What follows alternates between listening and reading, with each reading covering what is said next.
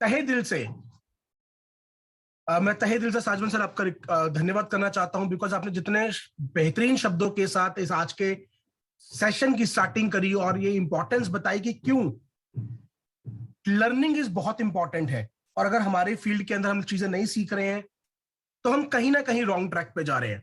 तो thank you very much Sajwan sir for giving this beautiful introduction to the session, आज की training का इतना बेहतरीन तरीके से, इतने सुंदर ढंग से आगाज करने के लिए।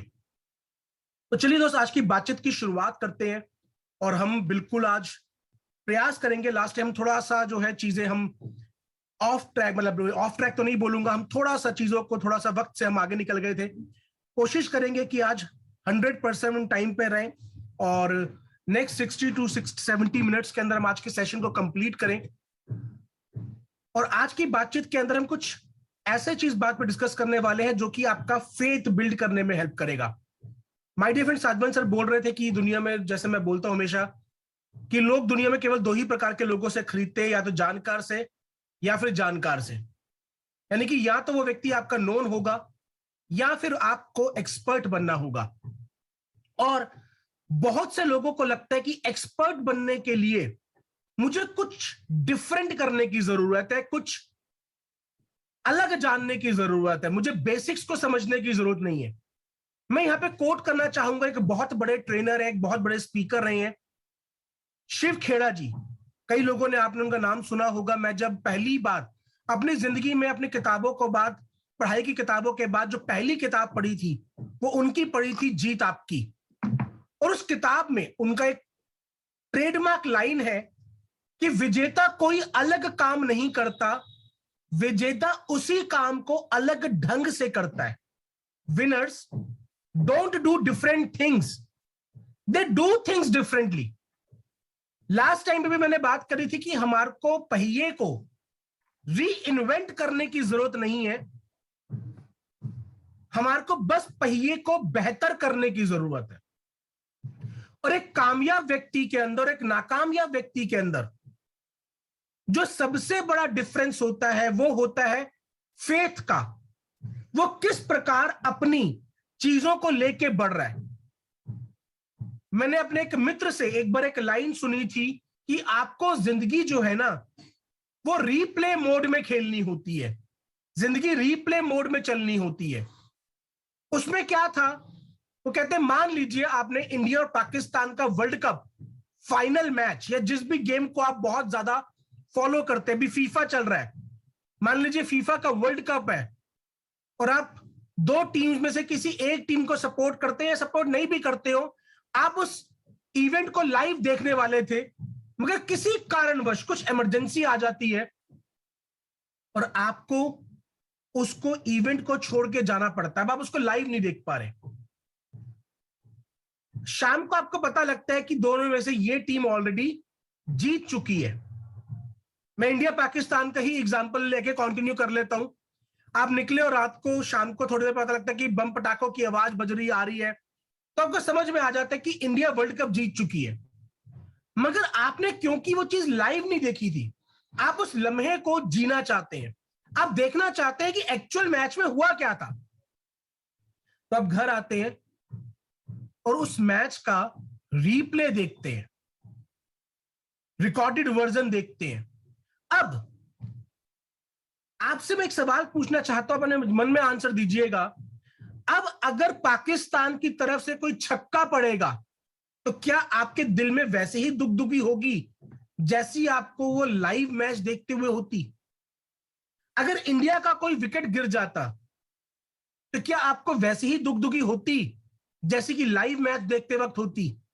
क्या बीपी वैसे ही ऊपर नीचे होता जैसा कि लाइव मैच देखते हुए होता? The answer is no.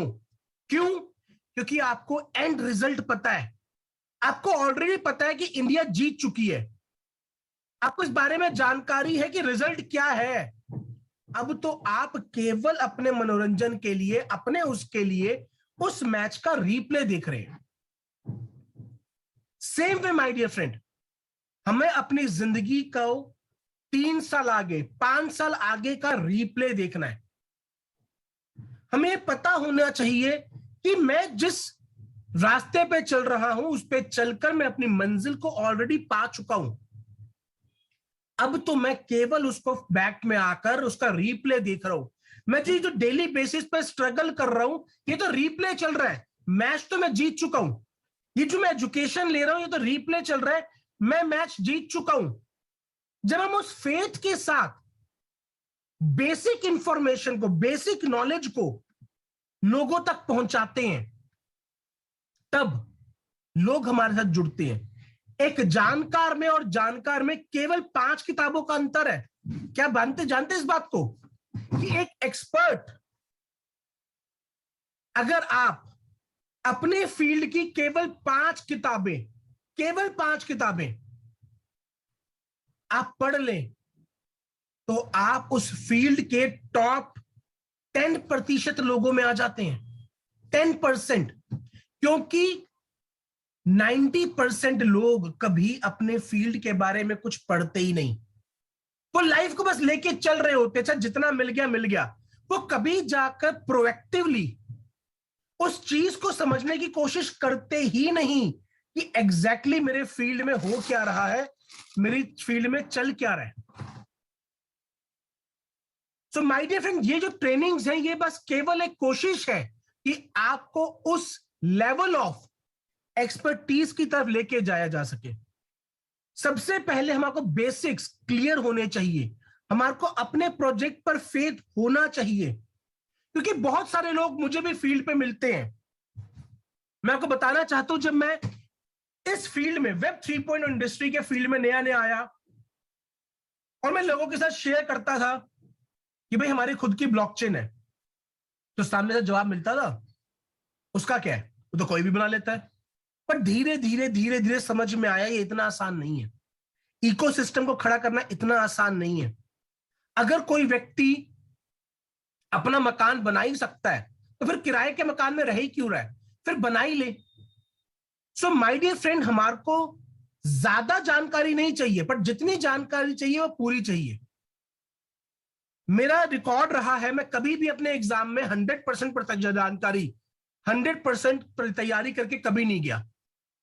मैं केवल 60, 70, 80% की जानकारी लेके जाता था, 80% की तैयारी करके लेके जाता था।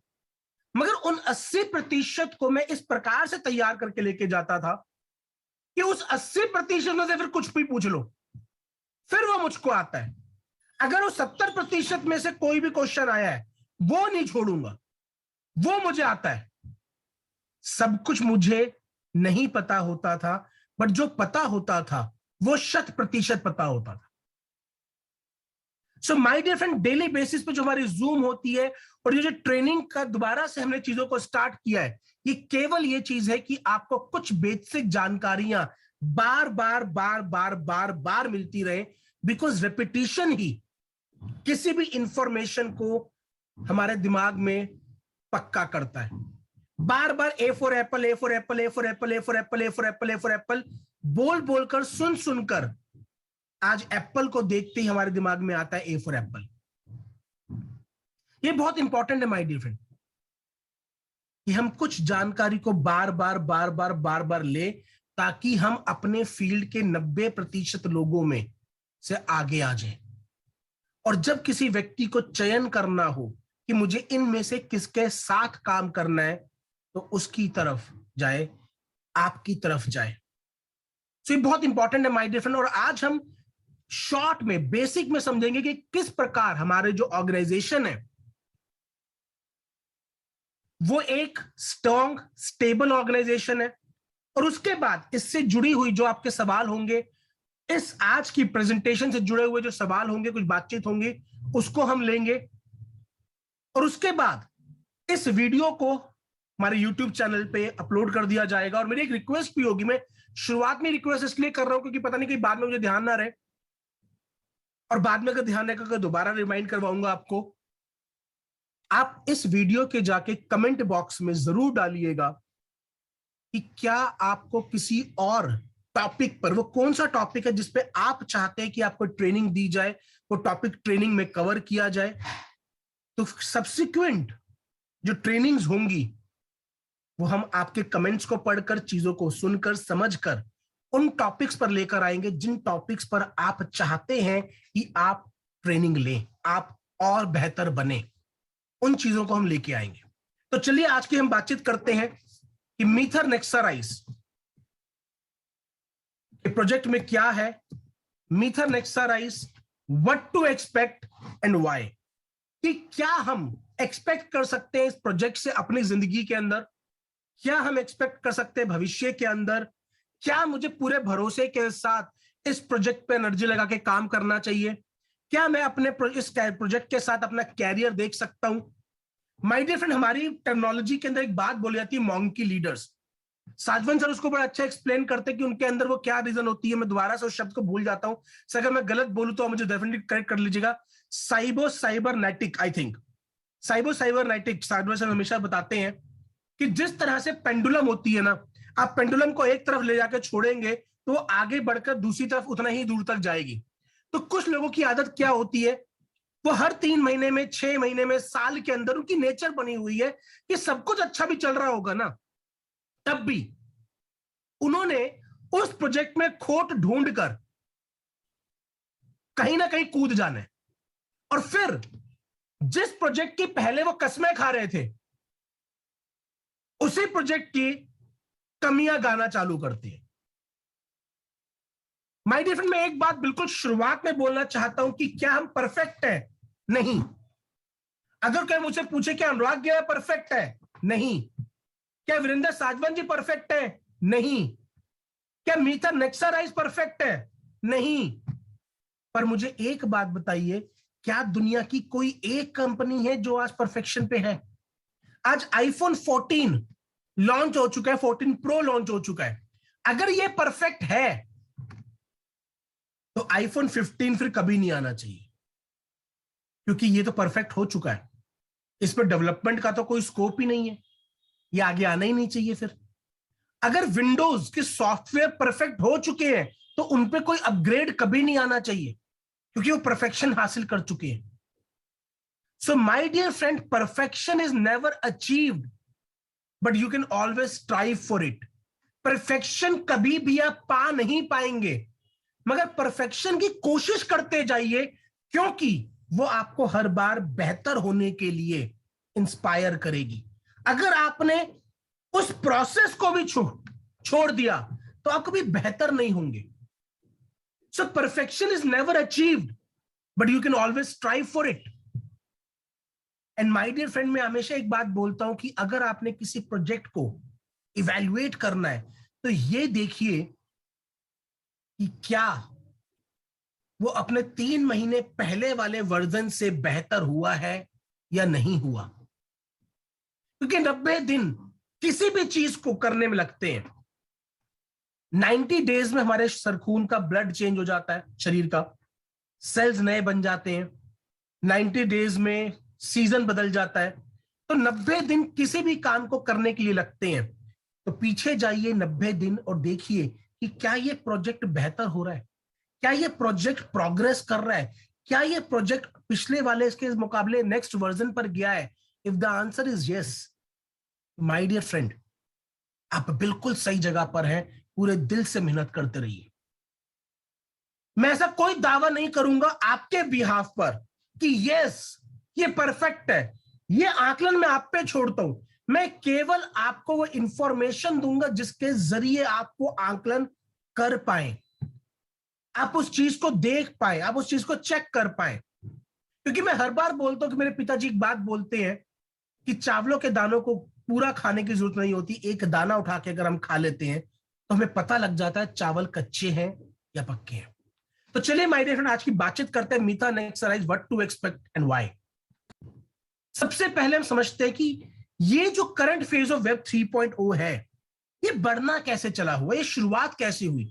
ये बात हम अपनी बीओपी में भी कवर करते हैं, पर आज क्योंकि हमारे पास बीओपी में लिमिटेड समय होता है, वक्त थोड़ा सा ज्यादा है, तो उसको हम थोड़ा सा और इलेबोरेटेड तरीके से कवर करेंगे। बीओपी उसी का शॉर्ट टर्म वर्जन हो जाता है, बट यहां पर हम चीजों के पीछे के लॉजिक्स को समझते हुए करेंगे। वहां पे हम लॉजिक्स नहीं समझा सकते, यहाँ पे लॉजिक समझाने का थोड़ा सा एक्स्ट्रा वक्त हम डेफिनेटली ले सकते हैं। माय डियर फ्रेंड, सबसे पहले आया था वेब 1, उसको बोला गया था इंफॉर्मेशन इकोनॉमी। याद होगा हमारे को कि ईबे, गूगल, एमएसएन ये सब हुआ करते थे। हम गूगल पे जाते थे, कोई इंफॉर्मेशन टाइप करते थे और उसकी इंफॉर्मेशन हमारे पास आ जाती थी और हम उसको पढ़ लेते थे। वो रीड ओनली कंटेंट था, वो इंफॉर्मेशन इकोनॉमी थी कि इंफॉर्मेशन हमारे टिप पे आ गई थी, हमारे एक बटन पर आ गई थी।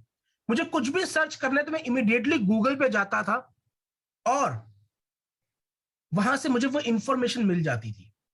हम में से कई लोगों को याद होगा, पहले येलो पेजेस आया करते थे।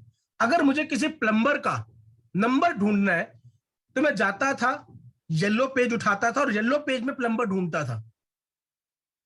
अगर मुझे किसी का नंबर चाहिए होता तो हम डायरेक्टरी में जाके ढूंढा करते थे। वो जो पेपर इकोनॉमी थी, उससे हम उठकर एक इंटरनेट की इकोनॉमी में पहली बार आए, जिसको बोला गया इंफॉर्मेशन इकोनॉमी। अब मुझे अगर अपने आजू बाजू को रेस्टोरेंट ढूंढना है या उसके बारे में कुछ पढ़ना है तो मैंने गूगल पे गया, उसकी इंफॉर्मेशन मुझे वहां पे मिल गई। अगर मुझे पता करना है कि हड़प्पा और मोहनजोदड़ो में क्या हुआ था तो उसकी इंफॉर्मेशन मुझे गूगल पे मिल गई।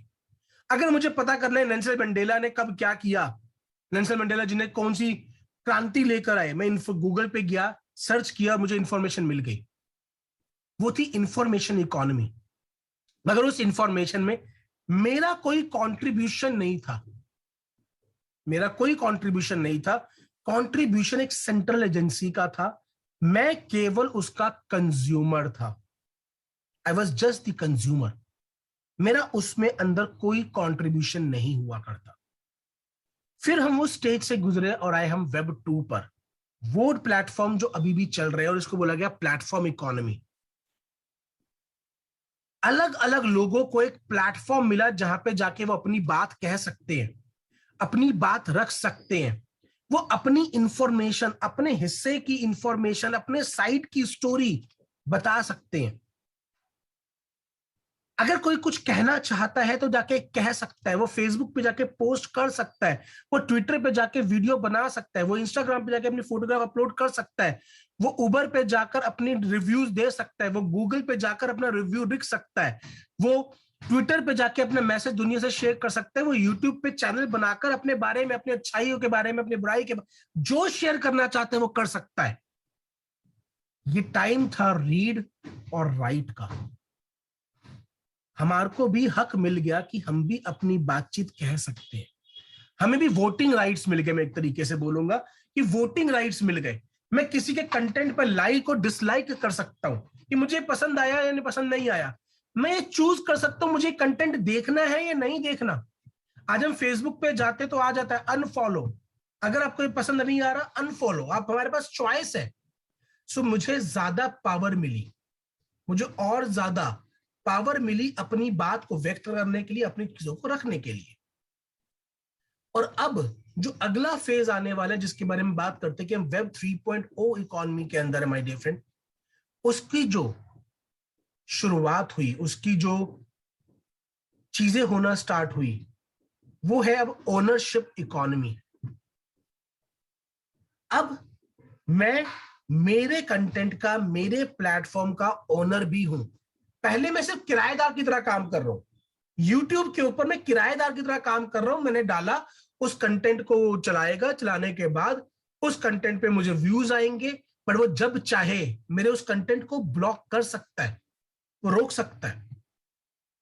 मगर वेब 3 में ओनरशिप है, रीड राइट एंड ओन। मैं अपना एक प्लेटफॉर्म क्रिएट करके वहां पे डाल सकता हूं। मेरा जो कंटेंट क्रिएट कर रहा हूं वो एक सेंट्रलाइज डिपार्टमेंट के पास नहीं है, वो एक डिसेंट्रलाइज डिपार्टमेंट के पास है।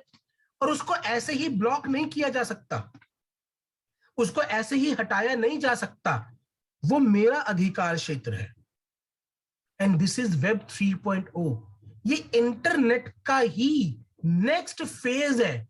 क्या वेब 3 के बाद कभी वेब 4 आएगा? सर्टेनली आना चाहिए, बिकॉज जिस तरह से आईफोन 15 आएगा वैसे ही कभी ना कभी वेब 4 भी आएगा। ये एवोल्यूशन का दौर है। हमारे बारे में बोला जाता है कि भाई जो डार्विन्स एवोल्यूशन थ्योरी है कि हम पहले बंदर हुआ करते थे, हमारे पूर्वज जो हैं, और करते करते करते करते इवॉल्व होते होते होते होते होते हम आज के इंसानों वाले फेज में आए। और इंसान होने के बाद हम और इवॉल्व हो रहे हैं। पहले खेती बाड़ी करनी नहीं आती थी, तो खेती बाड़ी करनी सीखी। वो सारी चीजें हम इवॉल्व हो रहे हैं। तो ये इंटरनेट भी हमारे साथ इवॉल्व हो रहा है। वेब 1 में हमें पता नहीं चला गूगल कब आया, कब उसने शेयर्स दिए, कब हमने उसने खरीदे, कब लोग छोटे छोटे अमाउंट से बड़ी इन्वेस्टमेंट को ग्रो करके चले गए। Web 2 आया। माइट मुझे याद है मैंने पहला यूट्यूब चैनल लगभग 7-8 साल पहले बनाया था, बट मैं कभी इतना सीरियस ही नहीं हुआ, मुझे पता ही नहीं था कि कितना बड़ा हो सकता है। तब मुझे अगर कोई समझाने वाला मिला होता, कोई मुझे ऐसे ही बैठ के बताने वाला मिला होता, कोई आके मुझे बोला होता, किसने मुझे बताया होता, तुझे पता कितनी बड़ी टेक्नोलॉजी है ये भाई। अगर तू बस हर हफ्ते के 2 कंटेंट भी, 2 चीजें भी यहाँ पे डालता जाता है, तो पता है तेरे खुद का एक चैनल होगा। कोई मुझे समझाने वाला नहीं था, कोई बताने वाला नहीं था, और मैं इतना जागरूक नहीं था कि मैं उस अपॉर्चुनिटी को समझ पाता। फिर Web 3 आया। बिटकॉइन बताने वाले हमारे में से कईयों के पास आए होंगे, पर शायद या तो हम सुनना नहीं चाहते थे, या उस बताने वाले व्यक्ति के पास वो जानकारी नहीं थी। वो जानकार हो सकता है मेरा हो, पर वो जानकार नहीं था। उसके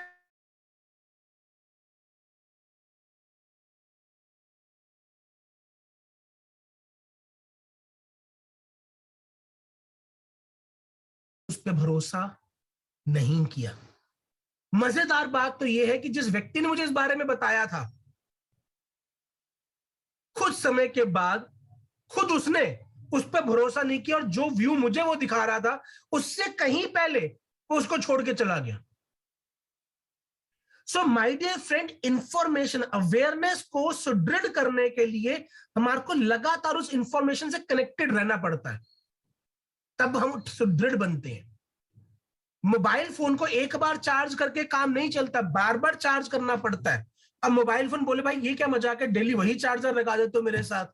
बट भाई हाँ, डेली तेरी बैटरी ड्रेन हो रही है, तुझे डेली चार्ज लगाना पड़ेगा, और जब अपग्रेड आएगा तो वो भी तेरे पे इंस्टॉल करेंगे, बट तब तक डेली बेसिस पे यही चार्जर लगाना जरूरी है। और अगर आपको लगता है कि हाँ ये चार्जर से मेरा बहुत काम हो चुका है, मुझे इससे काम नहीं चल रहा, यू बिकम अ स्पीकर।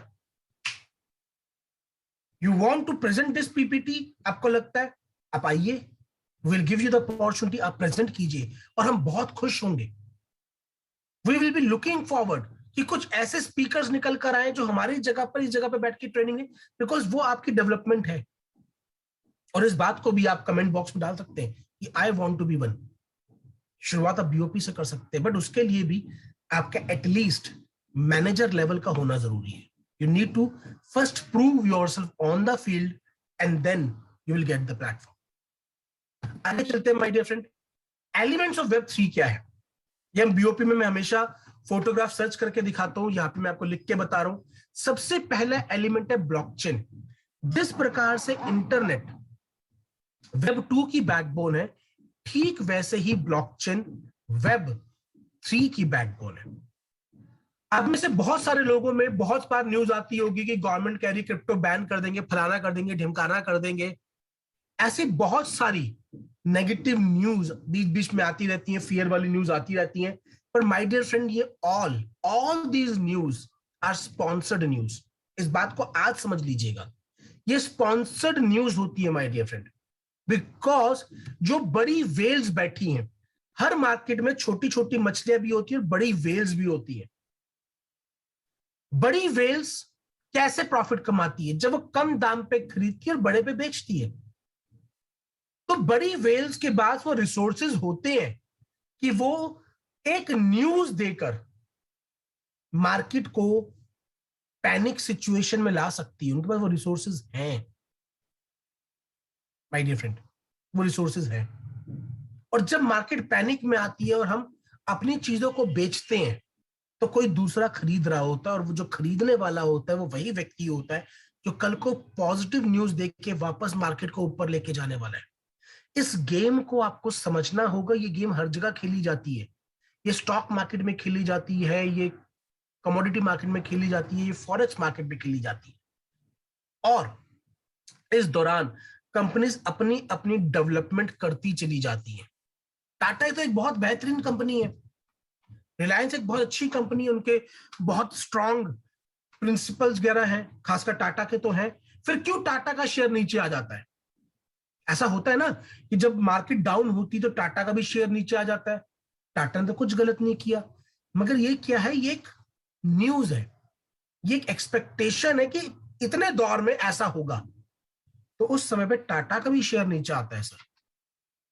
मगर पिछले 20 सालों में टाटा के एक शेयर ने, टाइटन ने, 1 लाख रुपए को 169 करोड़ बनाया। यानी कि जब हम लॉन्ग टर्म सिनेरियो लेके चलते हैं माय डियर फ्रेंड, तो मार्केट हर बार ऐसे करते करते करते करते थोड़ा थोड़ा थोड़ा थोड़ा थोड़ा थोड़ा थोड़ा ऊपर चढ़ती चली जाती है। अगर वो 0 से 10 पर गई है तो 10 से 5 पर आएगी और अगली बार 13 पे जाएगी, फिर 13 से 8 पर आएगी और फिर 17 पे जाएगी, फिर 17 से 10 पर आएगी और फिर 20 पे जाएगी।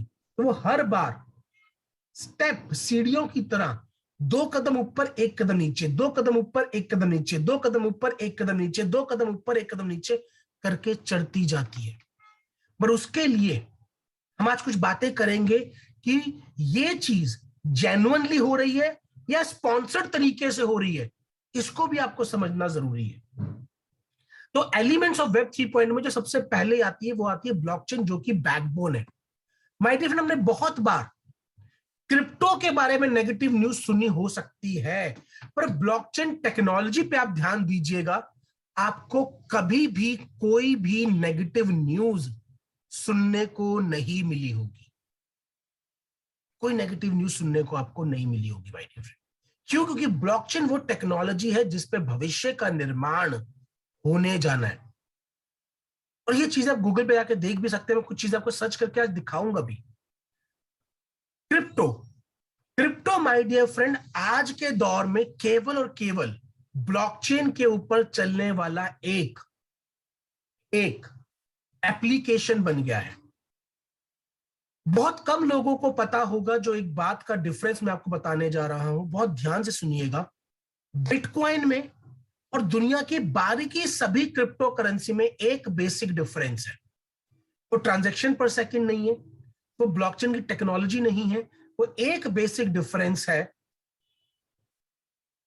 कि बिटकॉइन के ऊपर स्मार्ट कॉन्ट्रैक्ट डिप्लॉय नहीं हो सकते।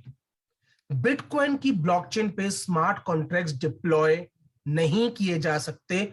इथेरियम और उसके बाद में आने वाली जितनी क्रिप्टो करेंसीज हैं, उनकी ब्लॉकचेन के ऊपर स्मार्ट कॉन्ट्रैक्ट डिप्लॉय किए जा सकते हैं। इसका क्या मतलब है? जब बिटकॉइन आया था वो एक बगावत के रूप में आया था कि मैं एक पैरेलल सिस्टम क्रिएट करूंगा। मैं किसी ना किसी ट्रेनिंग में उस मुद्दे के ऊपर कि बिटकॉइन कैसा इवॉल्व हुआ, उस पर भी हम करेंगे, हिस्ट्री ऑफ दिस इंडस्ट्री हम बात करेंगे। बिटकॉइन जब आया तो वो एक चैलेंज के तौर पर आया कि मैं गवर्नमेंट को एक चैलेंज करता हूं, मैं एक फाइनेंशियल पैरेलल सिस्टम क्रिएट करूंगा। गवर्नमेंट ने उस टाइम पे उनको रोकने की कोशिश करी, मगर क्योंकि ब्लॉकचेन उसकी बैकबोन थी, डिसेंट्रलाइज थी, उसको रोका नहीं जा सका। अगर सेंट्रलाइज्ड होता, किसी भी बड़े से बड़े बिजनेसमैन का भी होता, तो उसको रोक दिया जाता। बट डिसेंट्रलाइज होने की वजह से उसको नहीं रोका जा सका। तब गवर्नमेंट ने इस टेक्नोलॉजी को एक्सेप्ट किया और इसके ऊपर एक काम किया कि भाई अगर ये टेक्नोलॉजी इतनी बेहतर है तो क्यों ना उसको अलग अलग सेक्टर्स के लिए यूज किया जाए। और उस समय पे स्मार्ट कॉन्ट्रैक्ट की एप्लीकेशन बनाई गई ब्लॉकचेन के ऊपर, कि ना सिर्फ मेरा अपना प्रोजेक्ट, ना सिर्फ फाइनेंशियल प्रोजेक्ट, बल्कि कोई भी प्रोजेक्ट, आपने होटल मैनेजमेंट का डेटा ब्लॉकचेन पे लेके आना, आप लेके आ सकते हो। आपने वाटर्स का डेटा ब्लॉकचेन पे लेके आना, आप लेके आ सकते हो। आपने अपना किसी भी और कंपनी का कोई भी डेटा ब्लॉकचेन पे लेके आना, लेके आ सकते हो। वोटर आईडी का डाटा ब्लॉकचेन पे लेके आना चाह सकते हो, आप ला सकते हो। तो क्रिप्टो अब केवल एक एप्लीकेशन रहेगी और उसके साथ मल्टीपल और एप्लीकेशंस आ गई, जैसे कि smart contracts, NFTs, defi decentralized finance और डिसेंट्रलाइज्ड स्टोरेज। ये सारी की सारी चीजें आना स्टार्ट हो गई माय डियर फ्रेंड। बिटकॉइन तो बना के चला गया था, एक्सचेंजेस किसने बनाए? बाद वालों ने।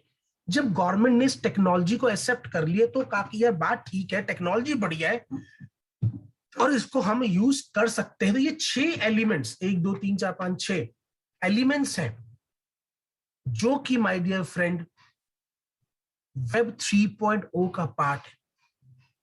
और मीटा नेक्सा राइजिंग 6 की 6 एलिमेंट्स पे काम करती है। ये हम बहुत बार डिस्कस कर चुके हैं और आज भी हम ब्रीफ में डिस्कस करने वाले हैं। एंड मेटावर्स 7, टोटल 7 जो एलिमेंट्स हैं वो। अब मेटावर्स है क्या? सबसे पहले बेनिफिट समझ लेते हैं। क्या बेनिफिट्स आएंगे? स्पीड बढ़ जाएगी। पहले जिस काम को करने में जितना वक्त लगता था उससे कम वक्त लगेगा। सेफ्टी बढ़ जाएगी। पहले एक चीज को इंटरनेट की दुनिया में लागू करके देखा जाएगा, जब वो चीज वहां पे सही तरीके से हो जाएगी फिर उसको रियल वर्ल्ड में क्रिएट किया जाएगा। सेविंग्स, बिकॉज आपके पास ज्यादा बेहतर तरीका होगा कम्युनिकेट करने का। फॉर एग्जाम्पल, अगर आज मुझे किसी से कम्युनिकेट करना, फ्लाइट पकड़कर मुझे जाना पड़ता है पर्सनली मुलाकात करने के लिए नागपुर, आने वाले टाइम में मेटावर्स के जरिए मैं घर बैठे बैठे उस काम को कर पाऊंगा, तो सेविंग्स बढ़ जाएंगी। स्केलेबिलिटी, जब किसी भी चीज की स्पीड बढ़ जाती है, सेविंग्स बढ़ जाती है, तो उसको ज्यादा जल्दी छोटे से बड़ा किया जा सकता होता है, क्योंकि वक्त की सेविंग होती है, वक्त बचता है। तो जिस काम को करने के लिए पहले 3 महीने लग रहे थे, अब वही काम अगर 30 दिन में होना शुरू हो जाएगा या 1 हफ्ते में होना स्टार्ट हो जाएगा, तो उसको ज्यादा बड़े स्केल पर लेके जाना आसान है। इंटरनेट की दुनिया से आप दुनिया भर में बैठकर आज अपना माल बेच सकते हैं, मगर आपको दुनिया भर में दुकानें खोलना बहुत मुश्किल था। मगर आज आप इंटरनेट की पावर से दुनिया भर के अंदर माल भेज सकते हैं और बेच भी सकते हैं। इससे स्केलेबिलिटी है और ज्यादा बढ़ जाएगी। वेब 3.0 में इसकी ओरिजिनलिटी और ज्यादा बढ़ जाएगी। सुप्रीमेसी, जो व्यक्ति इसके अंदर पावरफुल बन जाएगा उसका लोगों के दिमाग पर, उसके लोगों के उसके ऊपर बहुत बड़ा असर जाएगा। उसकी अपना ब्रांड वैल्यू बड़ा हो जाएगा। आपने बहुत लोगों सुना होगा build a personal brand, build a personal brand. वो यही है। आज आपके पास भी पावर है कि आप अपना खुद का ब्रांड बन सकते हैं। लोग वेट करेंगे कि मुझे उस व्यक्ति को सुनना है। आप अपने पर्सनल ब्रांड को, अपनी सुप्रीमेसी को ऊपर लेके जा सकते हैं। एंड सस्टेनेबिलिटी, जब ये सारी चीजें कंबाइन होती हैं तो उसका लंबे समय तक चलते रहना बहुत ज्यादा, जिसमें प्रॉफिट हो रहा हो, जिस बिजनेस के अंदर प्रॉफिट हो रहा हो और वो लगातार ग्रो कर रहा हो, वो हमेशा लंबे समय तक चलता रहेगा। चाहे वो एक दुकान हो, चाहे वो एक बड़ी कंपनी हो, कुछ भी हो, अगर वो चीजें हैं तो सुप्रीमेसी उस तरफ बढ़ती रहेगी माय डियर फ्रेंड। आगे चलते हैं माय डियर फ्रेंड। अब मैं यहां पर एक छोटी सी वीडियो आपको दिखाना चाहता हूं, जो मैंने पहले इसका पार्ट नहीं रखा था, पर मुझे लगता है कि कहीं ना कहीं मुझे वो 1-2 वीडियो आपको दिखानी चाहिए। Just give me a moment, मैं आपके साथ वो वीडियो शेयर करता हूं।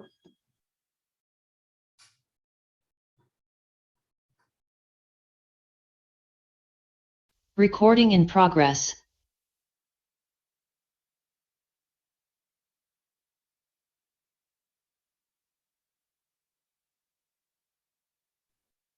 ये जो कंटेंट मैं आपको दिखाने जा रहा हूं, ये मेरा अपना नहीं है, मैंने YouTube से लिया है। और ये मैं आपको एक वीडियो यहाँ पे शोकेस करने जा रहा हूं। मेटावर्स क्या है? मेटावर्स हमारा दुनिया 3D में बन जाएगी, जो मैं आपको बता रहा था कि भाई मुझे नागपुर ट्रैवल करके जाना नहीं पड़ेगा। मैं यहाँ बैठे बैठे ऐसा फील कर पाऊंगा कि मैंने फ्लाइट पकड़ी है, मैं नागपुर गया और वहां पे वो मीटिंग करके आ गया। आगे चलते हैं माय डियर फ्रेंड। ये एक वीडियो है BMW की डिजिटल ट्विन। BMW जो गाड़ी हम सब जानते हैं आती हैं, BMW ने मेटावर्स के ऊपर माय डियर फ्रेंड अपनी पूरी की पूरी फैक्ट्री को बनाया है, और बिल्कुल वैसे बनाया है जैसे उसकी फिजिकल वर्ल्ड की फैक्ट्री है। और इसीलिए उसका नाम दिया गया BMW डिजिटल ट्विन। ट्विन मतलब जुड़वा, और जो इंटरनेट की दुनिया में उसका जुड़वा है वो नाम उसको दिया गया है। कि किस प्रकार अब गाड़ियां पहले BMW की डिजिटल फैक्ट्री में बनेंगी, उसके बाद वो प्रोडक्शन के लिए रियल फैक्ट्री में जाएंगी। उससे उनकी स्पीड 30% बढ़ गई, एक्सीडेंट्स कम हो गए, और जो कॉस्टिंग है वो 30% घट गई। ये ताकत है। तो just give me a moment, मैं आपके सामने वो वीडियो प्ले करता हूं my dear friend.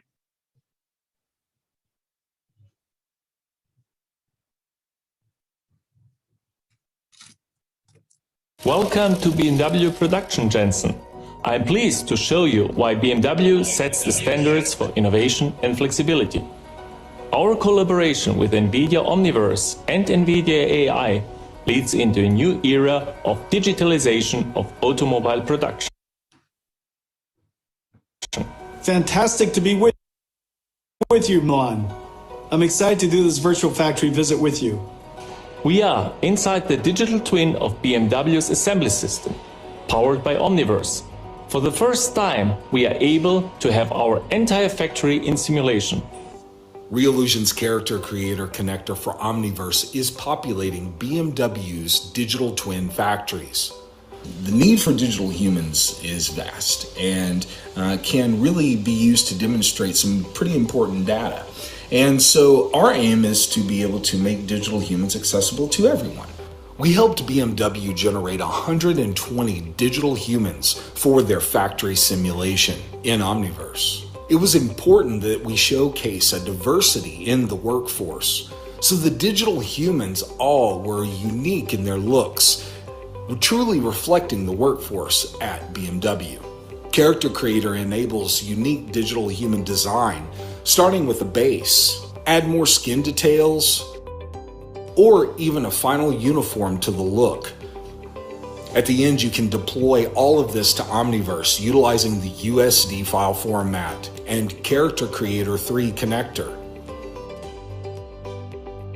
Digital humans are trained with data from real associates. You could then use digital humans in simulation to test new workflows for worker ergonomics and efficiency. Now your factories employ 57,000 people that share workspace with many robots designed to make their jobs easier. NVIDIA Omniverse and NVIDIA AI give us the chance to simulate all 31 factories in our production network. These new innovations will reduce the planning times, improve flexibility and precision, and at the end, produce 30% more efficient planning processes. Milan, I could not be more proud of the innovations that our collaboration is bringing to the factories of the future. I appreciate you hosting me for a virtual visit of the digital twin of your BMW production. It is a work of art. So my dear friend, ये video मैंने YouTube से लिया था, digital twin BMW का, आप लोग भी जाके देख सकते हैं। नेक्स्ट जो वीडियो है, ये फिटनेस इन मेटावर्स, ये वीडियो YouTube पे है, आपका फेसबुक का चैनल के ऊपर, ऑफिशियल चैनल के ऊपर।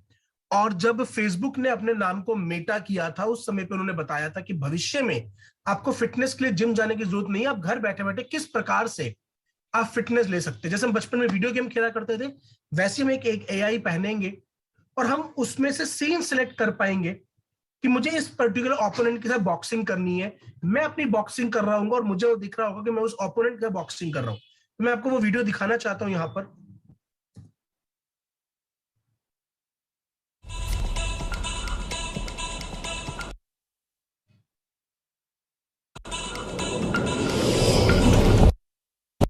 You'll be able to work out on your own, maybe against an AI.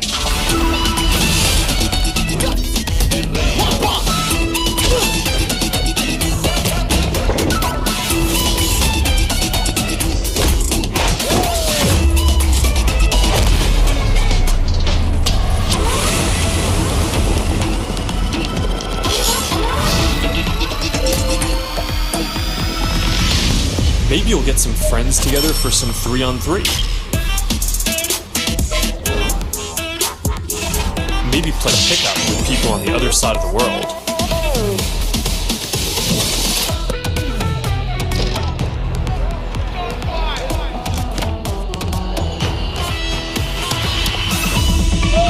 Or imagine your Facebook cycling group does an AR charity ride. Let's go! Complete with a leaderboard.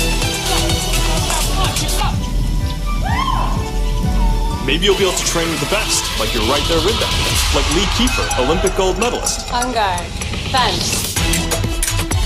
Don't be scared this time.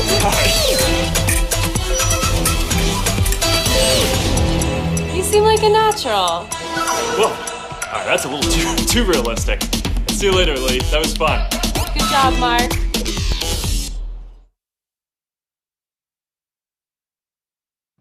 अगली जो video आप देखने वाले हैं वो भी Facebook की है। फेसबुक ने जब अपना नाम मेटा किया था। ये एजुकेशन कैसे होगी? हम लोग जो पहले एजुकेशन लिया करते थे, हम जुपिटर ग्रह के बारे में पढ़ते थे, हम किताबों में पढ़ते थे, उसके आजू बाजू एक रिंग है। हमने अगर मोहनजोदड़ो और हड़प्पा संस्कृति के बारे में पढ़ना तो हम किताबों में फोटोग्राफ देखते थे। मगर फ्यूचर में एक रियल वर्ल्ड लाइफ सिचुएशन में आप जाकर उसको एक्सपीरियंस कर पाएंगे। ये वीडियो भी फेसबुक ने शेयर करी थी, मैं आपके साथ शेयर कर रहा हूं यहां पर।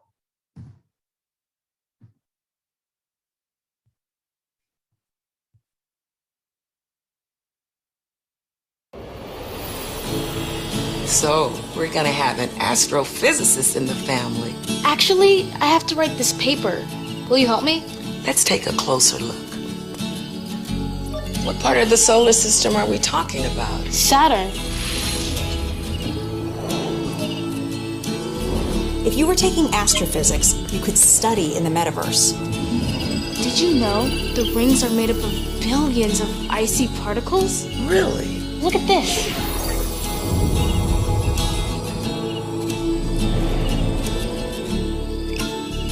You ready to do that paper now, right? Yeah.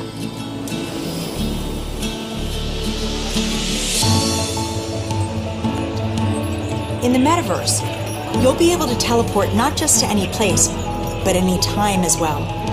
Ancient Rome.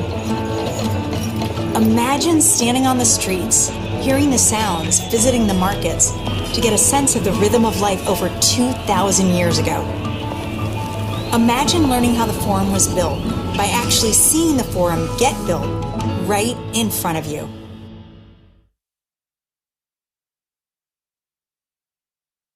My dear friend, metaverse के अंदर आप ना सिर्फ भविष्य में जा पाएंगे बल्कि पास्ट में जा पाएंगे। आप देख पाएंगे मोहनजोदड़ो कैसे हुआ करता था, आप देख पाएंगे उसकी गलियों में चलकर कि वहां पे मार्केट कैसी लगा करती थी। ये भविष्य है माय डियर फ्रेंड, हम इसको एक्सेप्ट करें या नहीं करें, ये मुमकिन होने वाला है, ये मुमकिन होके रहेगा। आगे चलते हैं, हम बात करने वाले हैं कि मेटावर्स में या हम बोले वेब 3.0 में किन 3 तरह की कंपनीज को काम करती हैं। हम बीओपी में भी इसको कवर करते हैं, प्रोजेक्ट बेस्ड, ब्लॉकचेन बेस्ड और इकोसिस्टम बेस्ड। प्रोजेक्ट बेस्ड क्या है? जो एक सिंगल प्रोजेक्ट लेके आता है और उसको किसी और की ब्लॉकचेन पर डिप्लॉय करता है, जिसको हम टोकन भी बोला करते हैं। 99.99% कंपनीज टोकन बेस्ड आती है, बिकॉज उसको लेके बड़ा आना आसान है, 20,000 50,000 पर लगते हैं, आप भी टोकन को लेके आ सकते हैं। मैं फिर यहां पे भी बोलूंगा, मैं ये नहीं कहता कि उनकी नीयत में कुछ गड़बड़ है, मगर यस, इंफ्रास्ट्रक्चर का चैलेंज हमेशा उनके पास रहता है।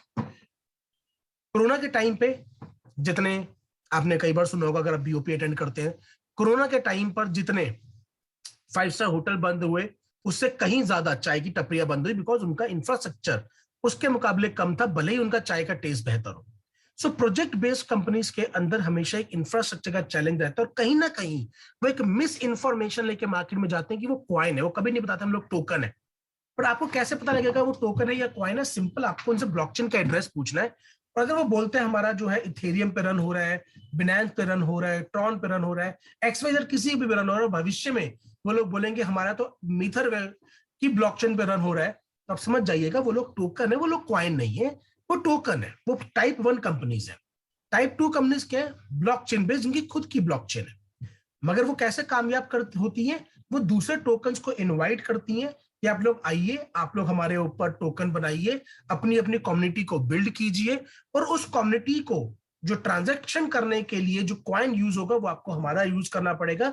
यानी कि पर ट्रांजैक्शन आपको एक रेंट हमारे को पे आउट करना है हमारे कॉइन में, और वही उनकी आमदनी होती है। पर ये आमदनी कितनी बड़ी हो सकती है, ये मैं आज आपसे शेयर करने वाला हूं कि क्यों हमारी ब्लॉकचेन हमारी बैकबोन बनेगी भविष्य के अंदर। दिन आती है इकोसिस्टम बेस्ड, में पता है मीथन एक्सराइज इकोसिस्टम बेस्ड है। अब बात करते हैं फैक्टर्स ऑफ ग्रोथ। कोई भी कंपनी ग्रो कैसे करती है? हमारा बहुत सवाल होता है कईयों के मन में कि 2027 में क्या होगा, कैसे प्रोजेक्ट ग्रो करता है, कैसे पता लगता है? तो फैक्टर्स ऑफ ग्रोथ क्या है और किस प्रकार उन फैक्टर्स ऑफ ग्रोथ के ऊपर हमारी कंपनी जो है वो खरी उतरती है, उस पर हमारी कंपनी कहां पे स्टैंड करती है। माय डियर फ्रेंड, इस बात को समझना बहुत ज्यादा जरूरी है, ताकि आपको पता लगे कि आप किस ऑर्गेनाइजेशन के साथ काम कर रहे हैं, कितना बड़ा भविष्य आप यहां पे देख सकते हैं, और उस भविष्य में क्या होगा। सबसे पहला आता है रिलायबिलिटी। अब आप सिर्फ मेटावर्स की या वेब 3.0 की बात मत कीजिए, हमें ओवरऑल लेके चलते, बिकॉज अगेन वो एग्जांपल लूंगा कि चावलों के दाने खा के पता लग जाता है, और बेसिक्स हर जगह पे सेम रहते हैं। ट्रेडिशनल कंपनी में भी कौन सी कंपनी कहां पे ज्यादा ग्रो करेगी, कौन लोग किस पे ज्यादा भरोसा करेंगे, वो इस बात पे पता लगता है कि वो प्रोजेक्ट कितने रिलायबल सोर्स से आया। अगर एक बहुत पुराना बिल्डर है जिसकी साख बनी हुई है, वो कोई प्रोजेक्ट लेके आ रहे हैं तो डेफिनेटली लोग उसमें ज्यादा इन्वेस्ट करेंगे एज कंपेयर टू एक न्यू बिल्डर। सो रिलायबिलिटी फैक्टर बहुत इंपॉर्टेंट होता है। दूसरा आता है यूजेबिलिटी। आखिर वो प्रोजेक्ट लेके कहां पे आ रहा है? वो जंगल में लेके आ रहा है जहां पे रहने के लिए मैं जाना नहीं चाहता, वहां पे कोई सुविधा नहीं है, या वो एक ऐसी जगह पे लेके आ रहे हैं जिसके आगे सारी की सारी सुविधा अवेलेबल है।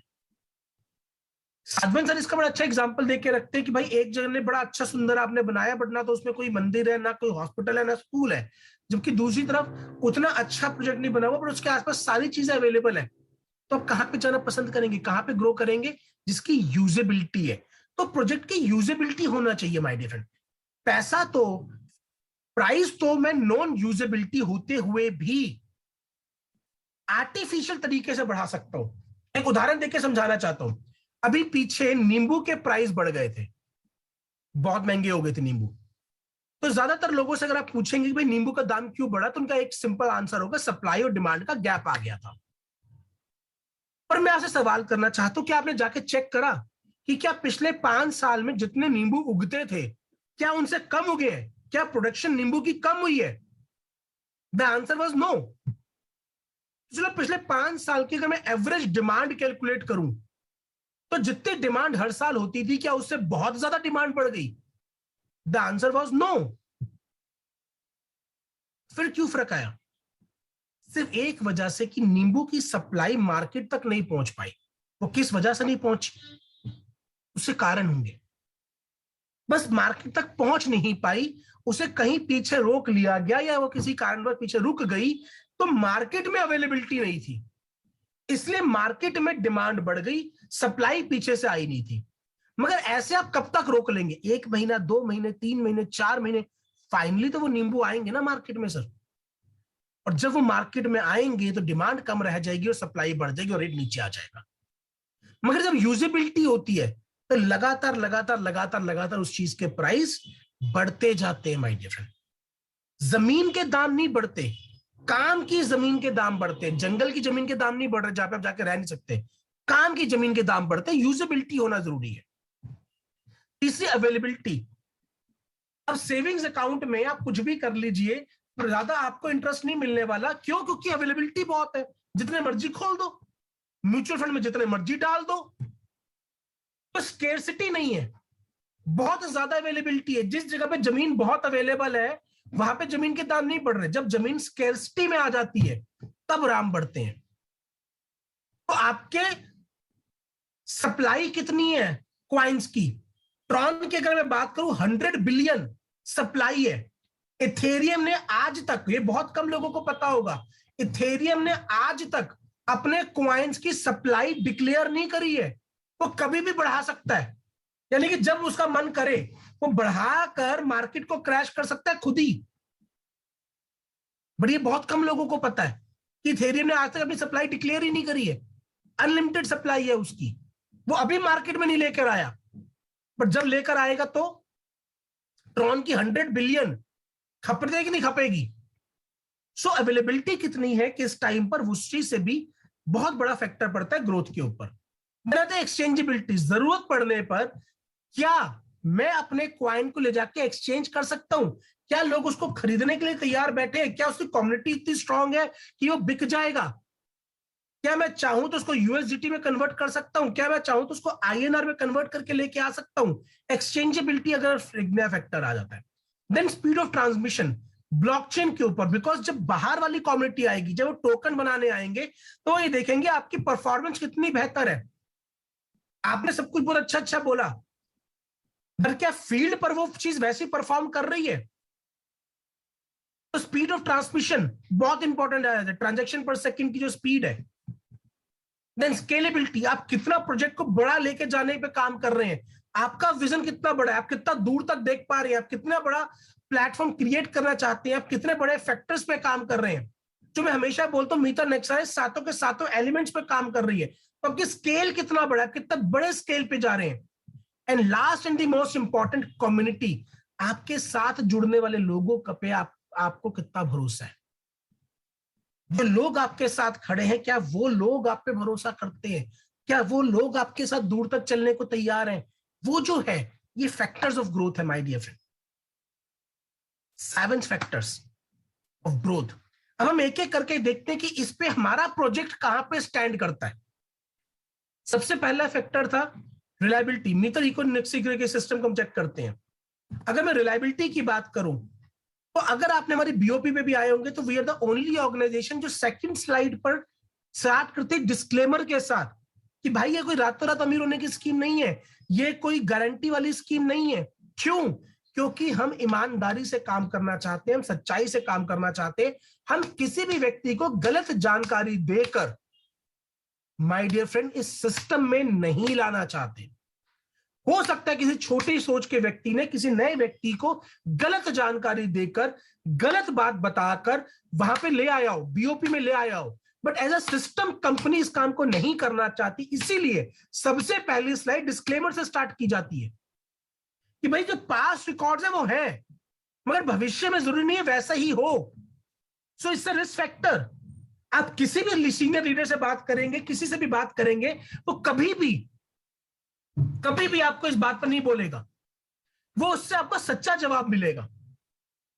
ये ईमानदारी सबसे बड़ा रिलायबिलिटी फैक्टर होता है माय डियर फ्रेंड, सबसे बड़ा रिलायबिलिटी फैक्टर। आप कल्चर देखिए, आपने कई और ऑर्गेनाइजेशन को हो सकता है देखा हो, पढ़ा हो, समझा हो। आप कल्चर देखिए, मीथा नेक्सलिस क्या कल्चर दे रहा है, ट्रेनिंग का सिस्टम दे रहा है। यहां पे आपको कभी नहीं बोला जाएगा चल दारू पिलाता हूं, बता कितना का धंधा दे रहा है, नेवर। आप किसी एलडीपी में आकर देखिए, आपको कोई ऐसा कल्चर नहीं मिलेगा। इवन जब इंटरनेशनल इवेंट्स हुए उस पर भी कोई ऐसा कल्चर नहीं था। This is the culture that we are building. Second, meet the founders. आप जाके इसका स्क्रीनशॉट ले लीजिए, जाके खुद चेक कीजिए, वेरीफाई कीजिए आप इन लोगों के साथ काम कर रहे हैं। देखिए उनका क्या बैकग्राउंड रहा है, देखिए उनकी क्या परफॉर्मेंस रही है, बिकॉज पास परफॉर्मेंस के ऊपर ही तो मैं भविष्य का आकलन करूंगा ना। मुझे नहीं पता कितने लोगों ने चेक किया है, जाके चेक कीजिए my dear friend.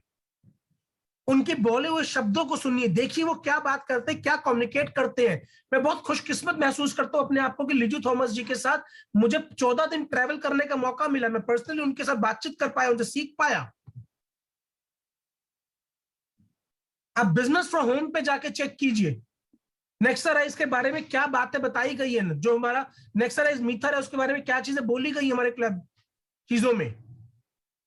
Dubai direct selling association के ऑलरेडी नेक्साराइज जो है वो लिस्टेड है सर, वो आपका पार्टनर है, आपके साथ है। नेक्साराइज मीथर हमारे इकोसिस्टम का पार्ट है। एक उस कैडर की कंपनी, आपको क्या लगता है माय डियर फ्रेंड, आप किसके साथ बैठते हैं, आप किस एनवायरनमेंट में रहते हैं, वो तय करता है आपकी कीमत।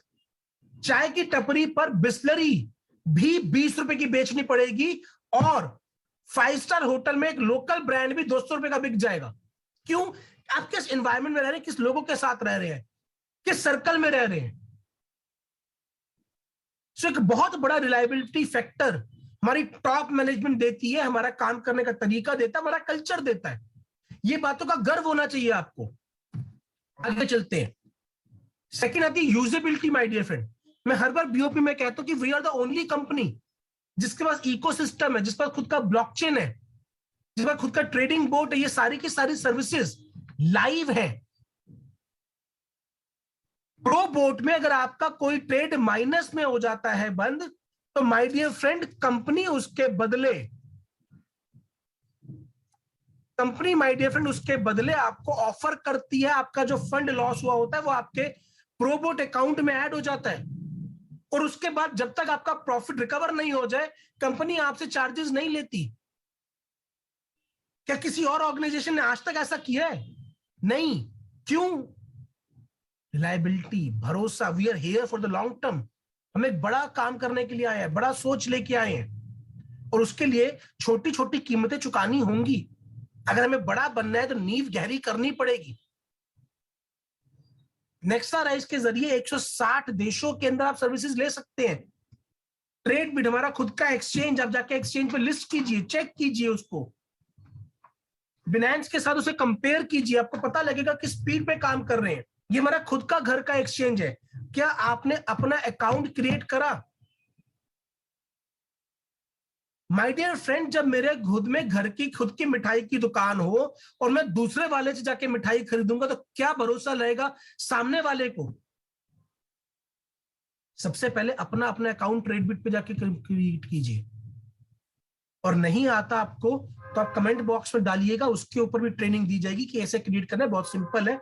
अब उसमें डालिए एनएफटी, ये सारे के सारे फैक्टर्स ऑलरेडी लाइव है, आप देख सकते हैं, यूज कर सकते हैं।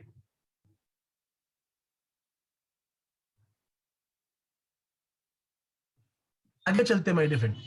एनएफटी की मैं बात कर रहा था, एनएफटी की ग्लोबल मार्केट 2022 में 20.44 बिलियन है, 2030 तक 211.72 बिलियन हो जाएगी। इस फैक्टर को समझते हुए मीटर नेक्सराइज ऑलरेडी अपनी एनएफटी को लॉन्च कर चुकी है माय डियर फ्रेंड।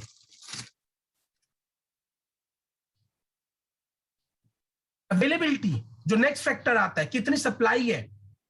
हमारी ब्लॉकचेन पे केवल 50 करोड़ की सप्लाई अवेलेबल है, जो एमकॉइन हमारी ब्लॉकचेन पर है और प्रूफ ऑफ अथॉरिटी पे बना हुआ है, जिसपे ऑलरेडी बिनांस बना है। सो जो टेक्नोलॉजी की हम बात करें, अवेलेबिलिटी की बात करें, सप्लाई लिमिटेड है माय डियर फ्रेंड। और केवल अगर 20 करोड़ की भी सर्कुलेटिंग सप्लाई है तो 20 ही करोड़ की सर्कुलेटिंग सप्लाई आपको दिखेगी, बाकी 30 करोड़ भी आपको दिखेंगे भी नहीं। मैं कोशिश करूंगा at the end of the presentation में आपको दिखा पाऊं कहां पे जाकर आप इस चीज को चेक कर सकते हैं। यानी कि सप्लाई लिमिटेड है, डिमांड फ्यूचर में बढ़ती चली जाएगी। कैसे बढ़ेगी? हमारी अपनी कम्युनिटी तो जो डिमांड बढ़ाएगी सो बढ़ाएगी, जो एक्सटर्नल कम्युनिटी 2024 से आना स्टार्ट होगी वो कितना बड़ा फैक्टर प्ले करेगी, जब टोकन बनना स्टार्ट होंगे वो कितना बड़ा फैक्टर प्ले करेगी हमारी ग्रोथ के अंदर, उसके ऊपर भी मैं आज आपसे बात करने वाला हूं। Then exchangeability my dear friend, already multiple exchanges पर लिस्टेड है, आप उसको ले जाके वहां पे रख सकते हैं। मेटामास्क पे रखिए, टोकन पॉकेट पे रखिए, ट्रस्ट वॉलेट पे रखिए, या आप उसे ले जाके बेच दीजिए अलग अलग एक्सचेंजेस के ऊपर, आपके पास हक है। बहुत से कॉइन आते हैं मार्केट में जो कभी जिंदगी में एक्सचेंज पे लिस्ट ही नहीं होते, रेट बढ़ते रहते हैं उनके सॉफ्टवेयर में, इतना हो गया, इतना हो गया, इतना हो गया, इतना हो गया, मगर एक्सचेंजेस पे नहीं होते। वो शेयर है जो अकेले रेस पे भागे और फर्स्ट आ गए, मार्केट में कभी आई नहीं। सो मीटर नेक्सराइज का coin already my dear friend market में अवेलेबल है, आप जाके बेच सकते हैं। स्पीड ऑफ ट्रांसमिशन ये हमेशा दिखाते हैं इथेरियम की कितनी है, हमारी कितनी है, 5.5 लाख तक की ट्रांजैक्शन हम कर सकते हैं माय डियर फ्रेंड। इतनी बड़ी बैंडविड्थ है, और ये क्या हेल्प करेगी फ्यूचर में, इस पे भी बात करेंगे। अब इसे समझिए पावर ऑफ ब्लॉकचेन।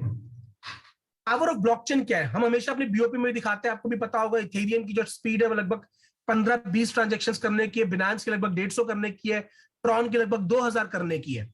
आज समझिए उसकी पावर क्या है। इथेरियम की स्पीड बहुत ज्यादा नहीं है, स्पीड सबसे कम है, मगर गैस फीस जो चार्जेस लेते हैं सबसे ज्यादा है, बट उसके बावजूद उस पर लगभग 7.5 लाख टोकन बने हुए हैं, यानी कि 7.5 लाख प्रोजेक्ट उसकी ब्लॉकचेन पे डिप्लॉय हुए हैं, जिससे उसको रेंट आता है, हर एक ट्रांजैक्शन होने पर। बिनांस पे 27 लाख, अब मैंने कल दिखाए थे 29 लाख से ज्यादा हो चुके हैं। इस पीपीटी को बने लगभग 6 महीने हो चुके हैं, तो 6 महीने के अंदर 27 लाख से बढ़ के लगभग 30 लाख को क्रॉस कर चुका है। 30 लाख टोकन बने हुए हैं, क्योंकि उसकी स्पीड थोड़ी ज्यादा और गैस फीस कम है। वो $1 के आसपास लेते तो 30 सेंट पे लेता है। ट्रॉन पर 1 करोड़ टोकन थे लगभग कुछ समय पहले, क्योंकि उसकी फीस और कम है और स्पीड और ज्यादा है।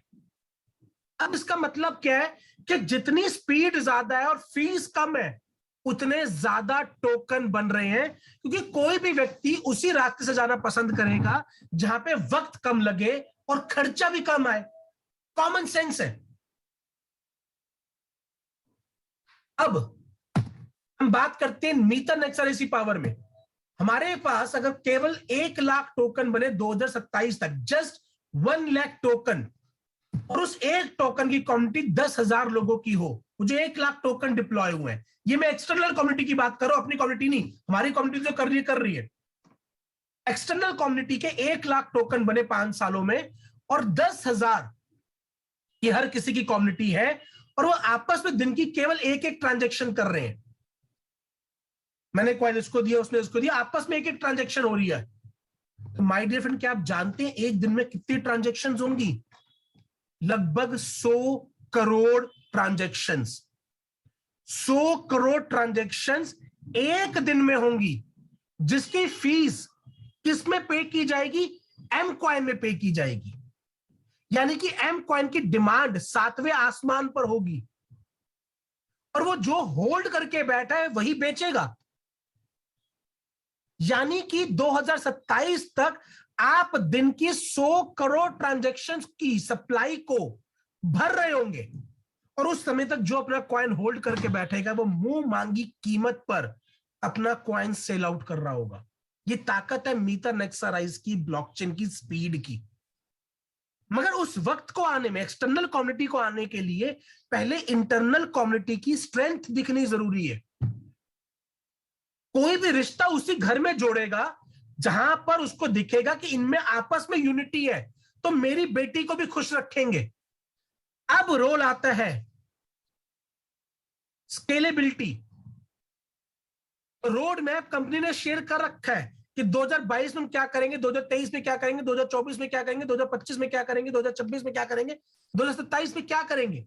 आप जाके व्हाइट पेपर देख सकते हैं, इसका स्क्रीनशॉट लेके पढ़ सकते हैं। सबसे जो इंपॉर्टेंट रोल आ जाता है वो आ जाता है कम्युनिटी का। और वो कौन है my dear friend? You are the community. Community और कुछ नहीं है, कम्युनिटी का मतलब है कॉमन यूनिटी। जब हम कॉमन होकर एक यूनिटी पे मिलते हैं तो कम्युनिटी बनती है। कॉमन यूनिटी, जब एक मकसद के लिए हम साथ पे आके खड़े हो जाते हैं, एक मकसद के लिए जुनून के साथ हम साथ खड़े हो जाते हैं, that is community. And my dear friend, Warren Buffett कहते हैं कि यदि आप किसी चीज में 10 साल तक बने रहने के लिए तैयार नहीं है तो 10 मिनट के लिए भी उस काम को करने का एहसान मत कीजिए। If you are not willing to own a stock for 10 years, if you aren't willing to own a stock for 10 years, don't even think about owning it for 10 minutes. 10 minute भी उसको मत खरीदिए। फिर बहुत से लोग मुझे मिलते हैं, सर इतने में बेच दें, फलाने में बेच दें, ढिमकाने में बेच दें। अरे भाई पहले समझो तो सही, बेच के करोगे क्या? क्यों बेचना चाहते हो? When you should sell a coin? ये सवाल का मैं आपको आंसर दे रहा हूं, हर एक व्यक्ति के लिए अलग अलग होगा। कब? जब आपका गोल अचीव हो जाए। मान लीजिए आज आपने 10,000 रुपए एम कॉइन में इन्वेस्ट किए हुए हैं और आपको बढ़ के 15,000 के कॉइन मिले हुए हैं 150% पर। मैं सबसे बेसिक पैकेज की बात करके चल रहा हूं। 10,000 के आपने इन्वेस्ट किया था, 15,000 के आपको कॉइन मिल गए। अब आपका मकसद क्या है उससे? क्या 15,000 रुपए को 20,000 करके आपकी जिंदगी में कोई बहुत बड़ा अंतर आ जाएगा? The answer is no. कितने अमाउंट से आपकी जिंदगी में एक अंतर पड़ता है वो डिसाइड करो। जब आप हाईवे पे चढ़ते हो तो आपको पता होता है कि कौन से एग्जिट से बाहर निकलना है, उसी एग्जिट से बाहर निकलते हो। जब मैंने अपना पैसा इन्वेस्ट किया था तो बहुत क्लियर था कि भाई ये 1.5 लाख रुपए या तो 1.5 करोड़ बनेंगे या मैंने ये 1.5 लाख कभी जिंदगी में कमाया ही नहीं। सिंपल। बट आज वो टारगेट और बड़ा हो चुका है, बिकॉज मैं भी सिस्टम के साथ ग्रो कर रहा हूं। जैसे जैसे सिस्टम से मैं और सीखता जा रहा हूं, सिस्टम को और जानता जा रहा हूं, मेरा वो टारगेट अब और आगे का हो गया है। अब वो 1.5 करोड़ पे नहीं बचा, वो अब और आगे का हो गया है। आप तय करो, आपका ये पैसा समझो आपने डाल दिया, मिट्टी हो गया।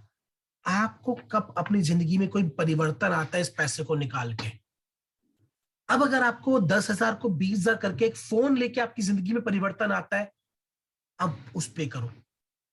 अगर आपको लगता है कि नहीं भाई ये 10,000 एक वो टिकट है जो कल को 1 करोड़ हो सकती है, किसी और जगह से 1 करोड़ आने के लिए पता नहीं कितना वक्त लगे, बट 3 साल में, 4 साल में, 5 साल में पॉसिबिलिटी है कि 1 करोड़ हो सकता है, मैं इसे तब तक नहीं बेचूंगा जब तक ये वो हो नहीं जाए। क्योंकि उस 1 करोड़ से मैं ये काम करूंगा और इससे मेरी जिंदगी में परिवर्तन आ जाएगा। मेरी जिंदगी उस लेवल को फाड़ के बाहर निकल जाएगी जिस पे मैं आज जी रहा हूं।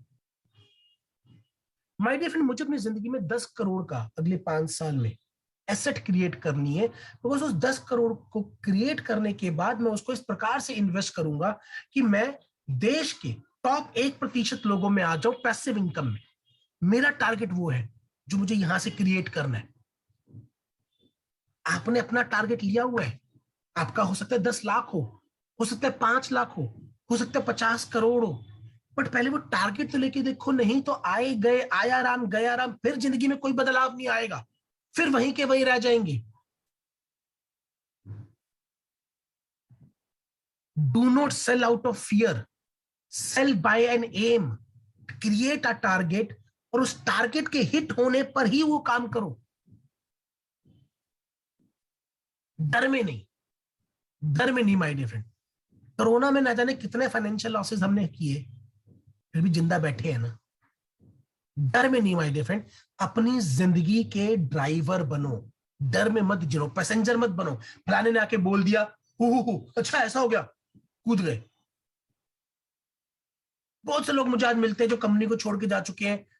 अरे हमारे तो ब्लॉक के नहीं ना है, तो मैं उनसे सवाल पूछ लेता हूं, अच्छा प्रूव कर दे चल कि नहीं है। तो उनके पास जवाब नहीं होता। क्यों? क्योंकि झूठ बोल रहे हैं, अफवाह फैला रहे हैं, और जिन लोगों के मन में डर है वो उसको पकड़ लेते हैं, क्योंकि उनके पास फेथ नहीं है, भरोसा नहीं है। उन्होंने अपने प्रोजेक्ट को कभी समझा ही नहीं। उन्होंने पहले किसी और के कहने पे कूद गए थे अंदर, अब किसी और के कहने पे बाहर कूद गए। उन्हें पता ही नहीं वो कौन सी गाड़ी में आके बैठे थे। वो फरारी का इंजन जो है ना, उठा के चेक कर रहे होते, आगे इंजन दिख ही नहीं रहा भाई। अरे फरारी का इंजन आगे नहीं होता, पीछे होता है। चेक तो करो जाके, पता तो हो पहले आप बैठे कौन सी गाड़ी में हो। अब हम मारुति ऑल्टो के हिसाब से उसको चेक करोगे तो फरारी तो दिखेगी नहीं ना आपको। पहले चेक तो करो बैठे किस में हो।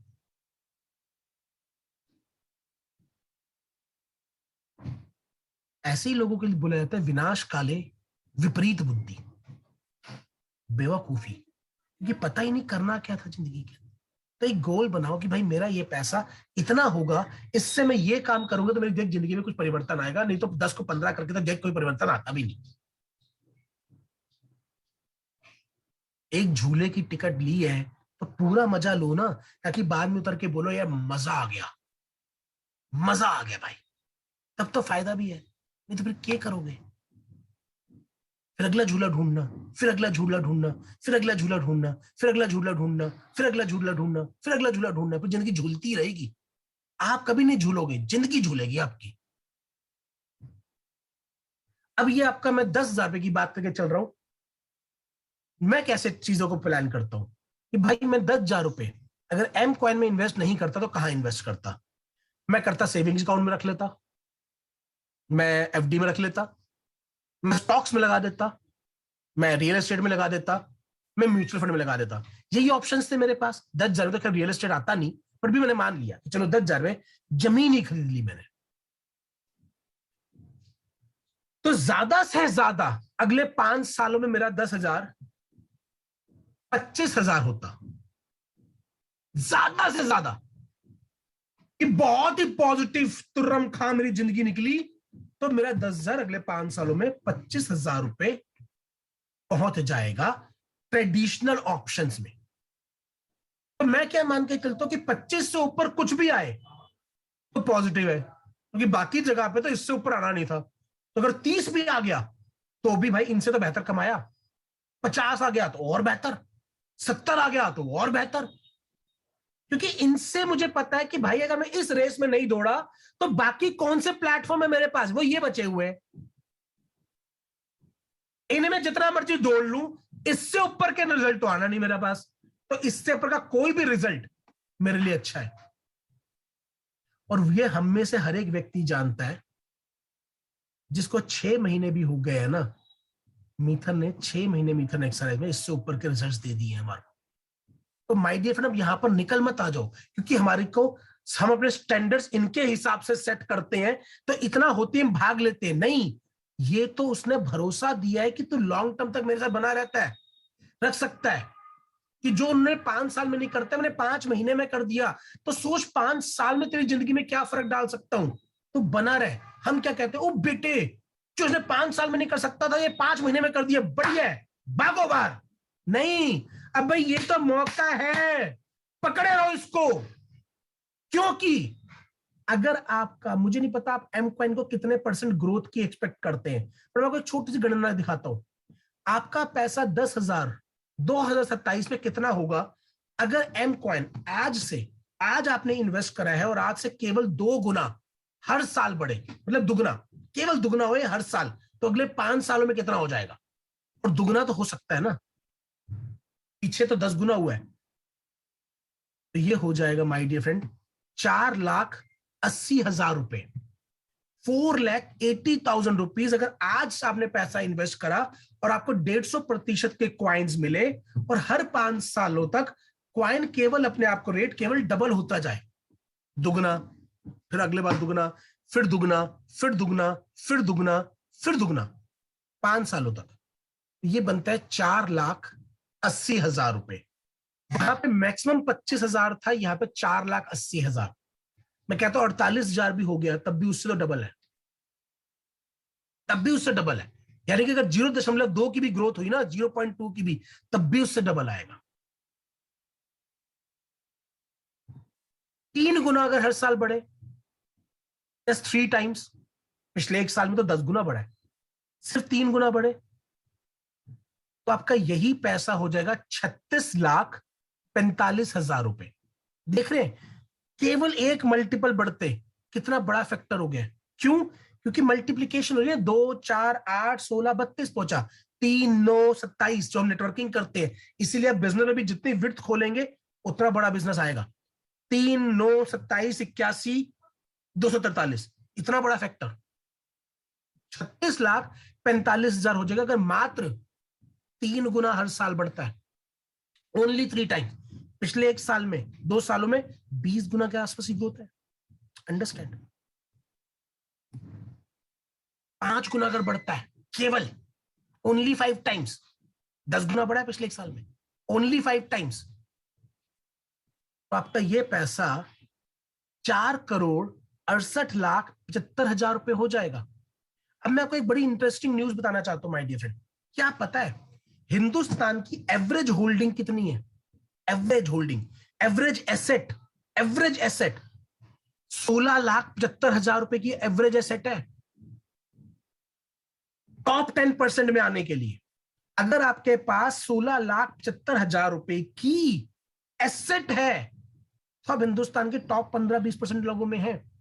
मैं 10% में एक बार दोबारा अगर चेक करूंगा, मैं 10% देखा था, मैं दोबारा चेक करूंगा, 16 लाख, यानी कि केवल अगर 3 गुना ग्रो करता है तो आप हिंदुस्तान के उस परसेंटेज में आ जाएंगे। मुझे पता है हमारे सपने बड़े हैं, 5 गुना अगर केवल बढ़ता है तो लगभग 5 CR की आपकी नेटवर्थ क्रिएट हो जाती है।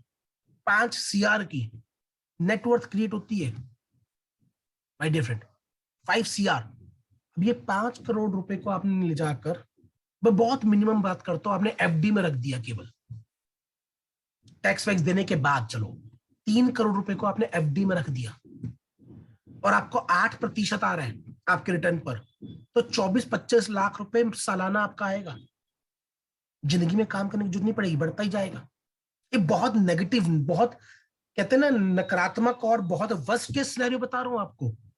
अगर ये आप अपने 10,000 रुपए को 2027 तक शांति से छोड़ पाओ, तो सपना लेके चलो, तो भरोसा लेके चलो, तो एक एम लेके चलो, तो और अगर 10 गुना बढ़ा, 10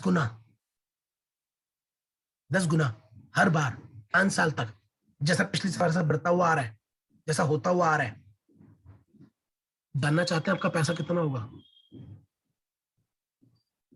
दिलों की धड़कनें थाम लो, क्योंकि बम फटने वाला है। आपका पैसा इतना होगा कि आप हिंदुस्तान के हर एक व्यक्ति को, आज की डेट में हर एक व्यक्ति को अपनी जेब से अगर एक रुपया भी दे दोगे ना हर एक आदमी को, तो भी आपकी जेब में पैसा बच जाएगा, वो भी लाखों में, क्योंकि आपका पैसा 150 करोड़ को क्रॉस कर चुका होगा। 150 CR इन 5 years, अगर केवल 10 गुना की ग्रोथ, यानी कि जो पिछले 2 साल से होता आ रहा है वही होता रहा, तो ये होगा, और इसके लिए सबसे बड़ी सपोर्ट किसकी चाहिए? आपकी। तो ये कंपनी अपने एंड पे जो टेक्नोलॉजी बनानी है वो तो बनाती रहेगी, केवल आपको साथ बने रहना है। केवल आपको, जब हम लोग जा रहे हैं जर्नी पर, तो आपको अपना जोश बनाए रखना है, आपको अपना भरोसा बनाया जाना है, एक कॉमन यूनिटी लेके चलनी है, एक कॉमन मिशन लेके चलना है। ये आपके और मेरे हाथ में है, कंपनी के हाथ में नहीं है। ये आपके और मेरे हाथ में है। इस बात को समझिए माय डियर फ्रेंड। और जो व्यक्ति 2027 तक होल्ड कर लेंगे तो वो 2027 में क्या बोल रहे होंगे ये समझिएगा। खुशी, इतनी खुशी मुझे आज तक नहीं हुई। अबे रख ये ले। इतनी खुशी आज तक नहीं हुई। ये खुशी क्या सुनाक से निकल? इतनी खुशी मुझे आज तक नहीं हुई है, ऐसा आप लोग बोलने वाले हैं। आगे चलते हैं my dear friend. Decide what you want in 2027। Government क्या कहती है? Government already crypto currency bill लेके आ चुकी है, उसको डिजिटल एसेट्स को क्लासिफाई कर दिया है। मैं कई बार से बता चुका हूं एसेट किस लिए क्लासिफाई किया, क्योंकि गवर्नमेंट को पता है इस पे एक अच्छी इनकम कमाई जा सकती है, और 30% का टैक्स गवर्नमेंट लेगी। तभी मैंने 5 CR में से 30% का टैक्स माइनस करके आपको एसेट दिया था। अपना चौड़े में वाइट में रख के बैठना, कोई डंकी की चोट पे कुछ नहीं कर सकता। हाँ, अब नहीं देना चाहो तो उसके रास्ते आप देखना, मैं तो देख के टैक्स में वाइट में चौड़े में होकर बैठूंगा। 30% का टैक्स गवर्नमेंट कहती है भाई दे दो और खुश मौज मारो, मैं मारूंगा, अपना आराम से इत्मीनान से बैठना है। मैं बोलता हूँ ना, एम कॉइन को लेने का इंतजार नहीं करना, लेने के बाद इंतजार करना है, और उसको लेने के बाद बेचने के बाद आराम से इत्मीनान से बैठूंगा मैं चौड़ में होकर टैक्स देके वाइट में। आज इंडिया कहाँ खड़ा है? हिंदुस्तान के 7% लोग क्रिप्टो करेंसी ओन करते हैं, केवल 7% लोग, और वो दुनिया का 7वां सबसे बड़ा देश है। तो अगर मैं वर्ल्ड ओवर की बात करूं तो 2% से ज्यादा, अगर टोटल एवरेज की बात करूं 2% से ऊपर लोग टोटल पॉपुलेशन में लेकर नहीं बैठे हुए।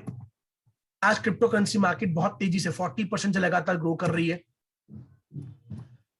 आज लोग गोल्ड को छोड़कर क्रिप्टो में इन्वेस्ट करना चाह रहे हैं। इकोनॉमिक टाइम्स का न्यूज है, मैंने नीचे सोर्स कोड भी दे रखा है, कोई व्यक्ति चाहे तो मुझसे ले सकता है। क्रिप्टो करेंसी प्लेटफॉर्म लगातार लोगों को हायर कर रहे हैं, बिकॉज टेक्नोलॉजी ग्रो कर रही है, टेक्नोलॉजी की डिमांड ग्रो कर रही है, तो उनको वो प्रोफेशनल्स भी चाहिए जो उस टेक्नोलॉजी को डेवलप करने में हेल्प करें। माय डियर फ्रेंड, $13 ट्रिलियन कमाया जाना है। यहां पे कितना होता है? ये होते हैं 8 करोड़, ये $1 मिलियन है। अगर आप डेली का 1 लाख रुपए खर्च करेंगे तो 2 साल और कुछ महीने लगेंगे आपको इस पैसे को खर्च करने में। ये होता है 8,000 करोड़, ये $1 बिलियन है। डेली का अगर 1 लाख रुपए खर्च किया जाए तो 2191 साल लगेंगे इसको खर्च करने में। ये होता है $1 ट्रिलियन, 80,000 करोड़, सॉरी 8 लाख करोड़ से भी ऊपर। डेली का अगर 1 लाख खर्च किया जाए तो 21,91,000 साल लगेंगे $1 ट्रिलियन को खर्च करने में। और ये है $13 ट्रिलियन आपकी स्क्रीन पर। जिस इंडस्ट्री का आप पार्ट बन चुके हैं, जो कंपनी सबसे बेहतर इकोसिस्टम लेकर चल रही है, इतना पैसा इस इंडस्ट्री में कमाया जाने वाला है। मुझे नहीं पता कितने जीरो लग गए, आप कैलकुलेट कीजिएगा, स्क्रीनशॉट ले लेना। डेली का अगर 1 लाख रुपए खर्च किया जाए तो 2,84,83,000 साल लगेंगे इस पैसे को खर्च करने के लिए। अगर डेली का 1 लाख रुपए खर्च करे आपकी जनरेशन, और एक जनरेशन को 40 साल का मान लिया जाए, तो आपकी 7 लाख पुश्ते इस पैसे में जी सकती हैं मौज के साथ।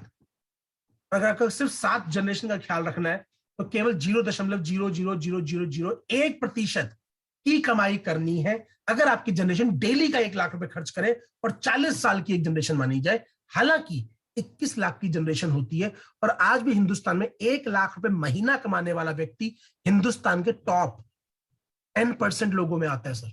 टॉप 10% लोगों में जो 1 लाख महीना कमाता है। How to make a fortune 3 तरीके होते हैं, आपको डिप लेना पड़ेगा। आप डेवलप कर सकते हैं, इन्वेस्ट कर सकते हैं, या प्रमोट कर सकते हैं। मीथर एक्सआरआईसी एकमात्र ऐसा सिस्टम है जो आपको तीनों ऑफर करता है। 2024 में अगर आप चाहेंगे तो आप अपना टोकन भी हमारी अपना ब्लॉकचेन पे आके डेवलप कर पाएंगे। तो डेवलप, इन्वेस्ट और प्रमोट तीनों मौके आपको मीथा नेक्सराइज ऑफर करने वाली है। My dear friend, it's time to rise with Meetha Nexa Rise. आपने मेरी बातचीत को तो ध्यान से सुना, उसके लिए बहुत बहुत धन्यवाद। आई होप मैं आज आपकी कुछ बातें को क्लियर कर पाया हूंगा। अब अगले 10 से 15 मिनट के लिए हम क्वेश्चन आंसर सेशन को ओपन करते हैं। इस जो हमने आज बातचीत करी है इससे जुड़ा हुआ अगर आपका कोई सवाल है तो आप डेफिनेटली अपना हैंड रेज करके पूछ सकते हैं। कोई और सवाल है तो मैंने आपको लास्ट टाइम में भी एक ईमेल आईडी बताई थी, टेक्नोमीटर करके, आप उसके ऊपर जाके technometer@gmail.com आप उसके ऊपर मेल कर सकते हैं और आप इसके कमेंट बॉक्स में जाके बता सकते हैं कि अगर आपको किसी और चीज पे ट्रेनिंग चाहिए तो वो ट्रेनिंग भी हम आप तक लेकर आएंगे। आई होप आपकी ट्रेनिंग ने कुछ ना कुछ वैल्यू आपको ऐड किया होगा। तो मैं आपको 2 पार्टिसिपेंट ने यहाँ पे हैंड रेज किया है जितना मैं देख पा रहा हूँ। साजवन सर, अगर आपके लिए पॉसिबिलिटी सर उनको एक बार मैनेज करने के लिए अगर आप उनको अनम्यूट कर सकते हैं। विजय मोहन जी ने सबसे पहले, अगले 2 से 3 मिनट में जो लोग हैंड रेज कर लेंगे केवल उन्हीं के सवाल अपन लोग यहाँ पे लेंगे, क्योंकि नहीं तो बाद में बढ़ते रहते हैं और चीजें छूटती रहती हैं। तो हरमन यूपी जी तक मैंने ले चुका हूँ सवाल। मैं यहाँ पे सर आपको अनम्यूट करता हूँ, 1 second, just give me a moment. सबसे पहले विजय मोहन जी। जी विजय मोहन जी, सर मैंने आपको अनम्यूट करने की रिक्वेस्ट भेजी है सर। हेलो जी विजय जी, सवाल पूछिए सर। सर, जो मेरा एक सवाल था, जैसे हमारी वीक लोड की सप्लाई है सर। क्या सर? जी, तो अगर हम 5 लाख की ज्वाइनिंग अब तक हो चुकी होगी, ज्यादा हो चुकी वैसे तो सर वो सिर्फ 400 कॉइन आता है एक के। तो यहाँ तो जो हमारे जो लोग हैं, किसी के पास 10,000 कॉइन, किसी के पास 20,000, किसी के 50,000 है जी। तो सर वो कैसे वो फिर ये कंपनी प्रोवाइड करेगी सबको? अगर 5 लाख हो तो 400 से ज्यादा कॉइन आ नहीं सकते 20 करोड़ की सप्लाई में। सर देखिए, जैसे जैसे कॉइन का रेट बढ़ता जाएगा वैसे वैसे सप्लाई कम होती जाएगी। एक टाइम था जब 10,000 के अंदर 2,000 कॉइन आया करते थे, आज वो कॉइन 200 या 250 आ रहे हैं। जब $10 का एक कॉइन होगा तब उतने और कम हो जाएंगे। दूसरी चीज, मार्केट जो है वो सर्कुलेट होती रहती है। कंपनी आपसे आईडी पर भी दोबारा रीबाय कर रही है, यानी कि जो सर्कुलेशन में आए हैं वो कंपनी के पास दोबारा भी पहुंच रहे हैं। ये ठीक उसी प्रकार चलता है माय डियर फ्रेंड, जैसे इथेरियम की आज एक लिमिटेड सप्लाई है, उसके बाद भी खरीद फरोख्त हो रही है। बिटकॉइन हर बार 4 साल बाद हाफिंग हो जाती है, केवल 21 लाख की सप्लाई है, तब भी वो अभी तक आ ही रहे हैं, क्योंकि उसके अकॉर्डिंगली ही रेट चीजें होती रहती है और उसी के अकॉर्डिंगली जो मार्केट में जाना है और उसका वापस आना है वो चलता रहता है। तो ये चीज कंटिन्यू रहेगी, उसकी आप चिंता ना करें। Okay, thank you sir. अगला जो मैं सवाल ले रहा हूं, रवि जी हैं सर, JD018, मुझे समझ नहीं आता, T1 रवि, उसको मैं अनम्यूट कर रहा हूं सर।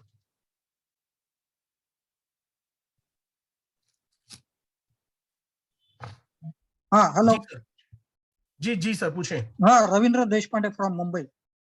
जी रविंद्र जी पूछे सर। हाँ, नहीं, अभी आपने जो बोला वैसा मेरे पास तो जो है, मेरा मतलब औरंगाबाद में ब्रदर्स है, अभी सिंह साहब की तरफ से, फिर मेरे पास एम कॉइन का मैंने ज्वाइन किया हुआ है, मेरी फैमिली भी पूरी ज्वाइन है। आपका कोई सवाल है तो आप पूछ सकते हैं सर, यहाँ पर कोई टेस्टिमोनियल वाला पार्ट नहीं लिया जा रहा।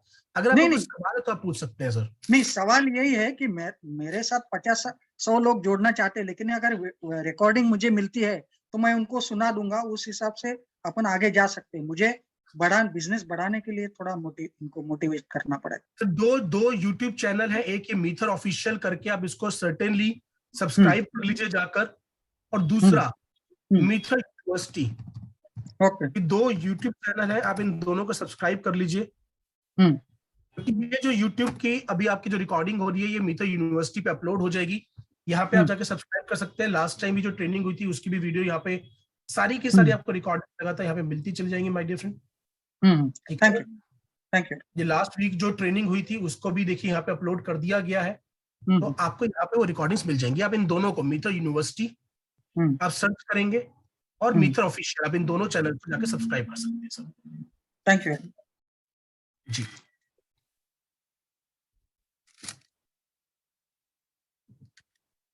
ये 2 चैनल्स मैंने आपको दिखाए, अगर आपको नहीं है मैं एक बार दोबारा दिखा देता हूँ। यूट्यूब के ऊपर आप जाके सर्च करेंगे मीथर यूनिवर्सिटी, ये चैनल ओपन हो जाएगा। इसके ऊपर आप देख पा रहे होंगे जो लास्ट वीक ट्रेनिंग हुई थी, नीव IBI ट्रेनिंग, वो ऑलरेडी अपलोड हो चुकी है। ये वाली भी ट्रेनिंग आपका विद इन 48 आवर्स अपलोड हो चुकी होगी। दूसरा मीथर ऑफिशियल,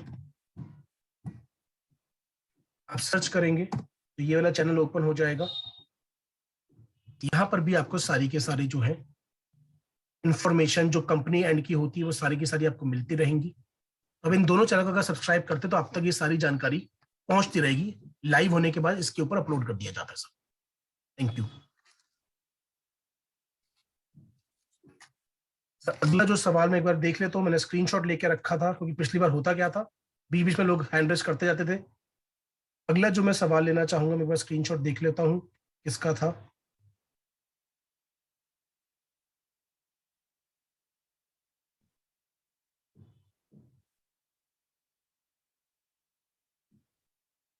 सौरभ कुमार जी सर। सौरभ कुमार जी सर, मैं आपको हैंड रिक्वेस्ट शेयर करता हूं ओपन करने की। Just give me a moment.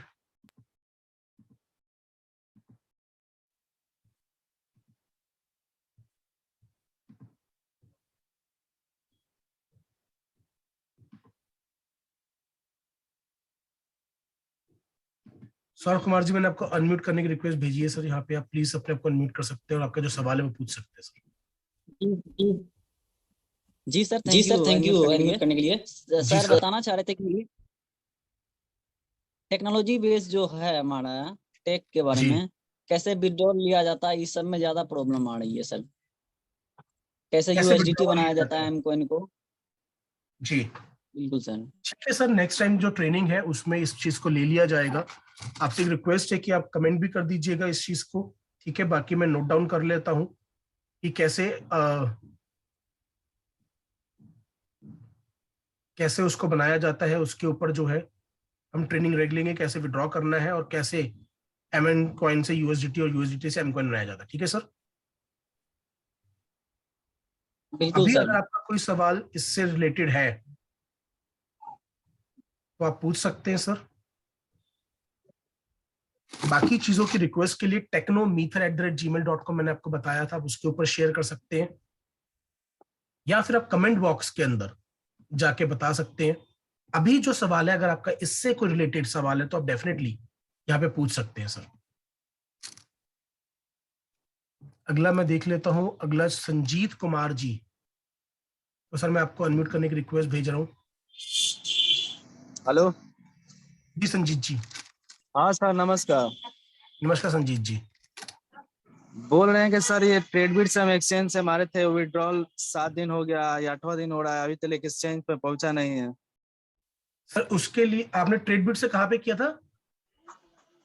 ID से ट्रेडबिट एक्सचेंज पे मारे थे सर। तो उसके लिए आप मीथर की आईडी पे जाकर अपनी सपोर्ट टिकट रेज कर दीजिए, ठीक है सर। वहां पे आपको टिकट रेज करना पड़ेगा। अगर आपको प्रोसेस नहीं पता है सर तो पिछली बार की ट्रेनिंग में बताया गया था। आप new IBI training Meethar university channel पे आके देख सकते हैं। आप अपनी अपलाइन का सपोर्ट ले सकते हैं, ठीक है सर। ठीक है सर, इतना समय क्यों लगेगा? टिकट रेज करनी पड़ेगी सर। डॉक्टर ए के आजाद, मैं फिर एक रिक्वेस्ट करूंगा, अगर आपका इस ट्रेनिंग से जुड़ा हुआ पहले कोई सवाल है तो आप पूछ सकते हैं। जी डॉक्टर ए के आजाद जी। जी सर, नमस्कार। नमस्कार ए के जी सर। सर मेरा क्वेश्चन ये है कि जो हमें किसी की ज्वाइनिंग लगाते हैं तो उसके बदले में जो हमें डॉलर मिलता है, उस डॉलर को मैं अपने अकाउंट में कैसे ट्रांसफर कर सकूंगा, इसके बारे में कोई जानकारी चाहिए इस तरह में। उसको पहले आपको अपने एक्सचेंज पे विड्रॉ करना पड़ेगा सर, और वहां से आप उसको सेल आउट करके लेके आ सकते हैं। किस एक्सचेंज विड्रॉल हो सकता है सर ये? सर अभी आप ट्रेडबिट पे कर सकते हैं, वहां से आपको फिर P2P में आपको सेल आउट करना पड़ेगा। अभी ये गेम लेंदी प्रोसेस है सर। इसको समझने के लिए या तो आप अपने अपलाइन से एक बार बात कीजिएगा, या फिर इस ट्रेनिंग को भी हमने लास्ट टाइम जो कवर किया गया था, आगे हम और ट्रेनिंग्स में चीज को दोबारा कवर करेंगे। यहाँ पे इस चीज को समझाना और भी बताना पॉसिबिलिटी नहीं है। इससे जुड़ी हुई वीडियो भी हम आपको अपलोड कर देंगे मीथर यूनिवर्सिटी चैनल के ऊपर, तो वहां पे जाके भी आप देख सकते हैं sir. Okay sir, thank you sir. Utpal ji का मैं हैंड रेज देख पा रहा हूं सर, मैं आपको अनम्यूट करने की, उत्पल जी आपको अनम्यूट करने की रिक्वेस्ट मैं आपसे शेयर कर रहा हूं सर। हेलो सर जी, नमस्कार। नमस्कार सर। मैं उत्पल हलदर उत्तराखंड से बोल रहा हूँ। मेरा क्वेश्चन ये है कि हमारा जो एमकॉइन का रेट बढ़ता है सर, ठीक है ना जी, तो ये सारा इकोसिस्टम की वजह से ही बढ़ता है जी। इकोसिस्टम का जो इनकम है उसका कितना परसेंट हमारे एमकॉइन में जाता है? 100% या कुछ परसेंट है? जैसे अभी सर कभी भी जो इनकम का रेवेन्यू का 100% उसमें नहीं जाता होता, ये मार्केट की डिमांड एंड सप्लाई पर होता है। जब टाटा अपना प्रॉफिट बनता है, जब टाटा का शेयर बढ़ता है तो टाटा अपनी प्रॉफिट उस शेयर में नहीं डालती है। जब लोगों को ये होता है कि हाँ भविष्य में इसका रेट और बढ़ेगा तो उसकी डिमांड बढ़ती है और दूसरा व्यक्ति आपको उसी चीज के लिए ऊंचा दाम पे करने के लिए तैयार रहता है। टाटा अपना प्रॉफिट कमा के शेयर में नहीं डाल रही कि अच्छा शेयर खुद ही खरीद लेती हूँ, ऐसा नहीं होता है। ठीक है सर, उसके लिए डिमांड और सप्लाई का जो होता है कि कितना यूजेबिलिटी, उन सब फैक्टर्स के ऊपर सामने वाला व्यक्ति आपसे, जैसे आप अपने घर के, अगर अपने किसी ने मकान बेचना हो, अगर उस मकान को खरीदने वाले ज्यादा लोग हैं तो ज्यादा बोली उसकी लगेगी। ठीक वैसे ही स्टॉक मार्केट में, फॉरेक्स मार्केट में, क्रिप्टो मार्केट के अंदर किसी भी चीज का प्राइस बढ़ता है। कंपनी अपना प्रॉफिटेबिलिटी उसमें नहीं डालती, कंपनी अपने आपको और बेहतर करने के लिए, अपने इकोसिस्टम को और बेहतर करने के लिए, अपनी सर्विसेज को और बेहतर करने पे काम करती है ताकि उसकी ग्रोथ लगातार हो और उस ग्रोथ से उसका शेयर भी बढ़े। बिकॉज जितना कंपनी का शेयर बढ़ेगा उतना ही फायदा कम्युनिटी को होगा, उतने ही गुडविल कंपनी की बढ़ेगी, उतना फायदा कंपनी को भी होने वाला है सर। नेक्स्ट में सर हाथ देख पा रहा हूं अत्यदीप गौतम जी ने हाथ रेस किया हुआ था सर, तो मैं आपको अनम्यूट करने की रिक्वेस्ट शेयर करता हूं यहाँ पे सर। सर नमस्कार। नमस्कार sir. Sir Nexa education course कैसे होता है सर जी? सर नेक्सा एजुकेशन कोर्स के लिए जाकर आपको नेक्सा राइज वाली जो हमारी वेबसाइट है उसके ऊपर जाकर आपको उसको बाय करना पड़ेगा। ठीक है ना, जिस तरह से आप मीटर का पैकेज बाय करते हैं वैसे ही प्रोसेस उसका बाय करने का रहता है। उसमें अलग अलग कोर्सेज होते हैं, फिर आपको उस कोर्सेज को सिलेक्ट करना पड़ेगा। ठीक है सर, और वहां पर आपको पेमेंट करके आपको उस कोर्स को लेना पड़ेगा। प्रोसेस वैसे ही रहता है जैसे आप मीटर का पैकेज बाय कर रहे हैं, वैसे ही आपको उसका पैकेज बाय करके अपने जो कोर्सेज आप करना चाहते हैं उसको आप कर सकते हैं सर। ठीक है सर। इसके बारे में भी किस प्रकार से हम नेक्सराइज की इकोसिस्टम को यूज कर सकते हैं, हम एक ट्रेनिंग दोबारा से लेंगे। पहले एक बार ये ट्रेनिंग इंटरनेट हो चुकी है तो उसके ऊपर भी हम एक ट्रेनिंग दोबारा से ले सकते हैं। मैं डेफिनेटली आपसे रिक्वेस्ट करूंगा कि जो इसकी वीडियो अपलोड हो उसके ऊपर आप जाकर कमेंट करें या फिर technometer@gmail.com के ऊपर आप इसके ऊपर जरूर सवाल मेल कर दें ताकि हम उसको आगे की फ्यूचर ट्रेनिंग में कवर कर सकें सर।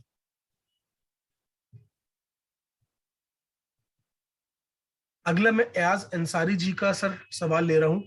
हम 5 मिनट ये और सवाल लेंगे क्योंकि पहले 9 लोगों में एयाज जी का भी नाम नहीं था, बट ठीक है अभी थोड़ा सा वक्त है तो उनका नाम ले सका, क्वेश्चन ले सकते हैं।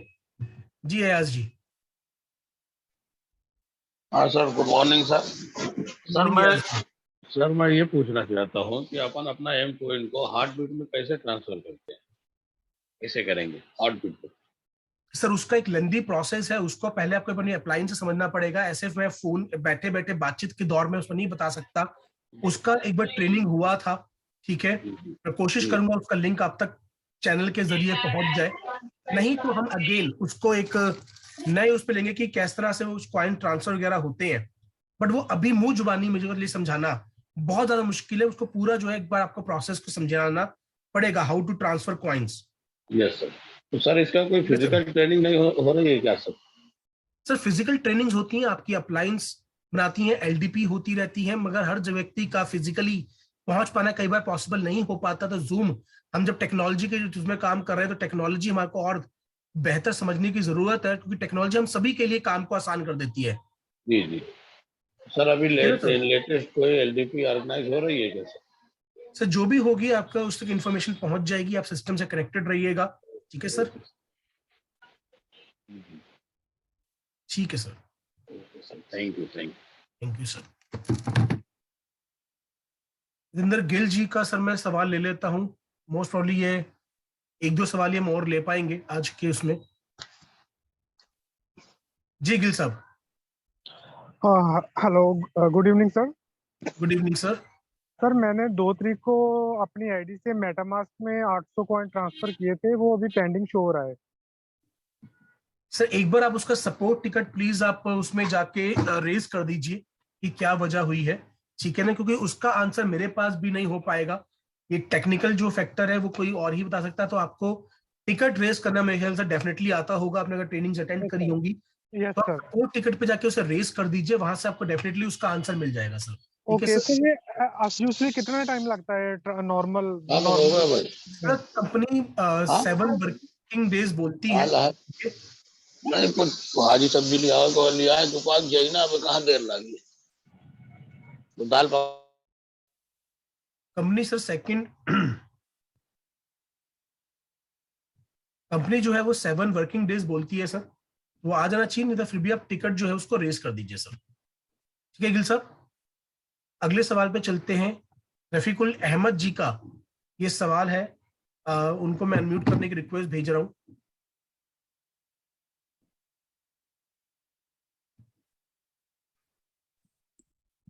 जी अहमद साहब अपना सवाल पूछ सकते हैं सर। हाँ, मेरा सवाल ये है, आपका जो मेटामास्क का हम लोग वॉलेट बनाते हैं उसमें आपका चेन आईडी जो 2021 डालते हैं वो आपका एक्सेस नहीं हो रहा है। सर मैं अगेन भी बोलूंगा, मैंने पहले भी बोला था, अगर आपके इस ट्रेनिंग से रिलेटेड कोई सवाल है तो आप पूछ सकते हैं, बिकॉज ये सारी चीजों को आंसर देने के लिए मुंह जुबानी आंसर नहीं दिया जा सकता, ठीक है ना सर। इसके लिए आपको मीटर नेक्सा इसके इकोसिस्टम में एक बार जाके आपको रिक्वेस्ट डालनी पड़ेगी, बिकॉज टेक्निकल चीजों की जो जानकारी है वो ऑन हैंड मेरे पास भी अवेलेबल नहीं होती है। वहां पर आपको सपोर्ट टिकट रेज करना पड़ेगा। अगर आपको वहां से आंसर नहीं मिलता है तो अलग बात है, तब आपको अपनी अप्लायंस के जरिए से बातचीत करनी होगी, बट वहां पर आपको डेफिनेटली आंसर मिल जाएगा, बिकॉज सपोर्ट टीम इसलिए बैठी है ताकि आपके टेक्निकल सवालों का आंसर दिया जा सके। सपोर्ट टीम में मैसेज तो डाल रहा है, उसका कोई रिप्लाई आंसर नहीं मिल रहा है ना, इसलिए तो आपको पूछना पड़ा। सर आप अपनी अप्लायंस एक बार डिस्कस कीजिए, क्योंकि मुझे भी आइडिया नहीं है ये जो आपने सवाल पूछा है, क्योंकि मैंने भी इस चीज को लेटेस्ट में चेक करके नहीं देखा हुआ। एक बार आपने अपनी अलायंस से बात कर, जो आपके स्पार्टन लीडर आए हैं उनसे आपने बात करी इस बारे में? लीडर से वो तो बोलता है उसमें सपोर्ट में डालने के लिए, तो सपोर्ट में मैंने डाल दिया था लेकिन उसका रिप्लाई नहीं आया। एक बार दोबारा से आप डाल दीजिए डेफिनेटली, क्योंकि वहीं से आपको इस बारे में आंसर आ सकता है। ठीक है सर, आप दोबारा सपोर्ट पर रिकॉर्ड रेज कर दीजिए। Thank you sir. 12:54 हो चुके हैं। अभी तक जितने हमारे लिए पॉसिबल थे हमने सवालों को आंसर लिया। आगे की हम बातचीत अभी सवालों को आंसर नहीं ले पाएंगे। शुरुआत में मैंने जब मौका दिया था केवल 9 ही लोगों ने हैंड रेस किया था उस समय पर, उसके बावजूद भी हमने कुछ और एक्स्ट्रा सवालों को ले लिया है। वक्त आगे कि हम आज की बातचीत के लिए विदा लेंगे। अगर साजवन सर अवेलेबल है और वो कुछ चीजें यहाँ पे ऐड ऑन करना चाहेंगे तो you are most welcome, so that you can also give your inputs. आप अपने कंक्लूडिंग रिमार्क्स अगर यहाँ पे देना चाहते हैं, साजवन सर ओवर टू यू, अगर आप अवेलेबल है सर तो।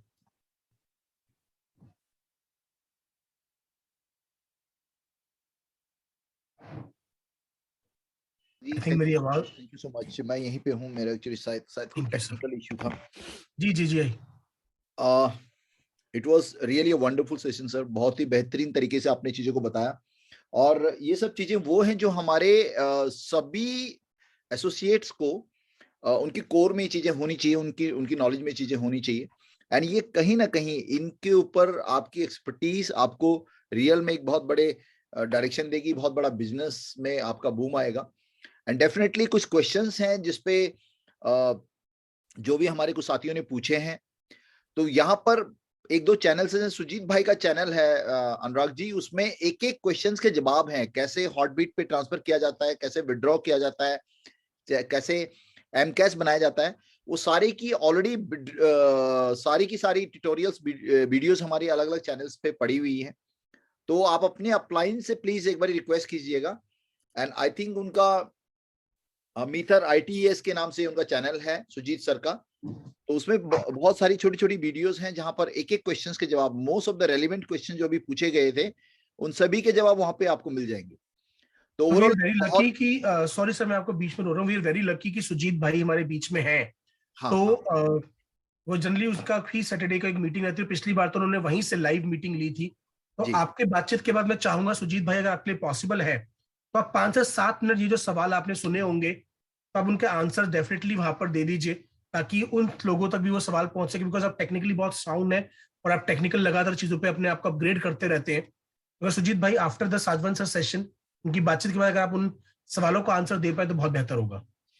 तो मैं ज्यादा समय नहीं लूंगा सर, मैं तो ये कह रहा हूँ कि ये जो सेशन था बहुत ही अल्टीमेट था और इसको बहुत ही पॉजिटिव नोट पे और इसी एनर्जी के साथ हमें यहाँ पे छोड़ना चाहिए। बाकी सुजीत भाई अगर कुछ ऐड ऑन करना चाहें तो प्लीज सुजीत भाई, ओवर टू यू। सुजीत भाई मैंने आपको को-होस्ट बना दिया है, आप अपने आप को अनम्यूट कर सकते हैं। बहुत बहुत धन्यवाद सर आपका, और बहुत बहुत धन्यवाद हमारे great both mentor mister Sajwan sir का भी। तो यहाँ पर मैं मेरे सभी फ्रेंड्स को एक बात कहना चाहूंगा सर कि आपने जितनी भी चीजें बताई है सब चीजें A to Z परफेक्ट है। और जिनका जो भी क्वेश्चन था, जैसे कि किसी ने पूछा कि 2021 डालने पर वो एक्सेप्ट नहीं कर रहा है, तो मैं बताऊंगा मैं अभी जस्ट रिसेंट में करके आपको बता रहा हूं कि हो रहा है। और यदि आपको क्लियर नहीं हो रहा होगा तो हम एक नेक्स्ट जूम कॉल वापस से कर लेंगे, तो आपको प्रैक्टिकल दिखा देंगे। और वैसे ऑलरेडी ITES कंसल्टेंट्स के ऊपर गुरुजी जितने भी सवाल हैं वो उससे कहीं ज्यादा पड़े हुए हैं उसके ऊपर, तो उसमें कोई जो भी क्वेश्चंस है सबके सब आंसर उसके ऊपर डले हुए हैं। और किसी को पर्सनल वीडियो चाहिए तो वो भी मैं भेज सकता हूं, उसमें कोई टेंशन वाली बात नहीं है। और जिसके विड्रॉल्स हैं और जिनको पेंडिंग दिखा रहा है, माय डियर फ्रेंड्स, जो आपका पेंडिंग दिखा रहा तो सीधी सी बात है, कंपनी से प्रोसेस नहीं हुआ है। यदि प्रोसेस्ड हो चुका है और आपको रिसीव नहीं हुआ है तो आप उस एड्रेस को कॉपी करिए। यदि आपने M20 के ब्लॉकचेन से लिया तो वहां पर जाके एड्रेस को पेस्ट करिए, सर्च करिए, आपको दिख जाएगा। और यदि आपको नहीं भी दिख रहा है तो आप वहां पर जाके इंपोर्ट करिए। आप एड्रेस को कनेक्ट करके RPC को कनेक्ट करके आप इंपोर्ट करेंगे तो भी आपका कॉइन आपके वॉलेट में क्रेडिट हो जाता है। और ये सारी की सारी चीजें मैंने ऑलरेडी करके दिखा रखी है, बता रखी है। और फिर भी जरूरत पड़ेगी तो हम सब लोग गुरुजी कल नहीं तो परसों के दिन पे दोपहर परसों के दिन पे 10 बजे के आसपास फिर से एक रखते हैं मंडे के दिन पे, उसमें जिसका जो भी रहेगा डिसाइड कर लेंगे उसके अंदर, मंडे या ट्यूसडे जब भी पॉसिबिलिटी होगी तो हम अपना चैनल का लिंक अगर आप उसमें शेयर करना चाहें तो शेयर कर दीजिए, सो दैट लोग सब्सक्राइब कर लें उसमें और वो सारी वीडियोस को, बिकॉज बहुत सारी वीडियोस ऐसी हैं, मैंने उस चैनल को देखा है और मेरे को लगता है कि बहुत ही वो इन्फॉर्मेटिव वीडियोस हैं जो आपने प्रैक्टिकली उसमें दिखा रखा है एक एक चीज को जी। तो एक बार ऑलमोस्ट सभी के पास वो है सर, वो चैनल का लिंक है। और जिनके पास नहीं रहेगा तो आप अपने अपलाइन को कांटेक्ट करेंगे तो आपको मिल जाएगा सर। ITES कंसल्टेंट्स आप डायरेक्टली यूट्यूब पे भी डालेंगे तो भी मिल जाएगा। आप लोगों की स्क्रीन पे नजर आ रहा है, इसको एक बार ऊपर अनुराग जी एक बार ऊपर दिखा दीजिए। ये सुजीत भाई ITES कंसल्टेंट्स के नाम से है, एंड थोड़ा सा और ऊपर लाइएगा, वो उसका लोगो ये, हाँ ये दिख रहा है यहाँ पे। ये सुजीत भाई और ताहिर भाई की फोटो भी लगी हुई है इसकी पहचान के तौर पे। तो इसको आप इस चैनल्स को आप देखेंगे तो बहुत सारे LDPs और जो हमारी BOPs हुई हैं, जो हमारी पर्सनल ट्रेनिंग सेशंस हुए हैं, उनकी सारी रिकॉर्डिंग यहाँ पे आपको मिल जाएगी जी। बहुत हेल्पफुल रहेगा सर, थैंक यू। तो यहाँ पर ऑलमोस्ट सभी चीजें परफेक्ट है गुरुदेव, कोई टेंशन वाली बात नहीं है। बाकी किसी का कुछ रहेगा तो हम सब पर्सनल मिलके पर्सनल बात करके कंप्लीट कर लेंगे सर। तो बेटर रहेगा कि फिर आज के सेशन को हम यहाँ पे कंप्लीट करें, बाकी फिर कुछ रहेगा तो हम नेक्स्ट सेशन में कंप्लीट करते हैं सर उसको। ओके दोस्तों, इसकी रिकॉर्डिंग बहुत जल्द आपके पास अवेलेबल हो जाएगी और बाकी आपके सवालों को कुछ के आंसर मिल गए, कुछ के हम आगे ट्रेनिंग्स में कवर करेंगे। आप सभी लोगों ने यहाँ पे इतना साथ दिया उसके लिए बहुत बहुत धन्यवाद, कंग्रेचुलेशंस, बिकॉज आप सभी लोग कर रहे हैं तैयारी जीत की ताकि हम लिख सकें कहानी जीत की। Thank you very much. Thank you so much, thank you so much.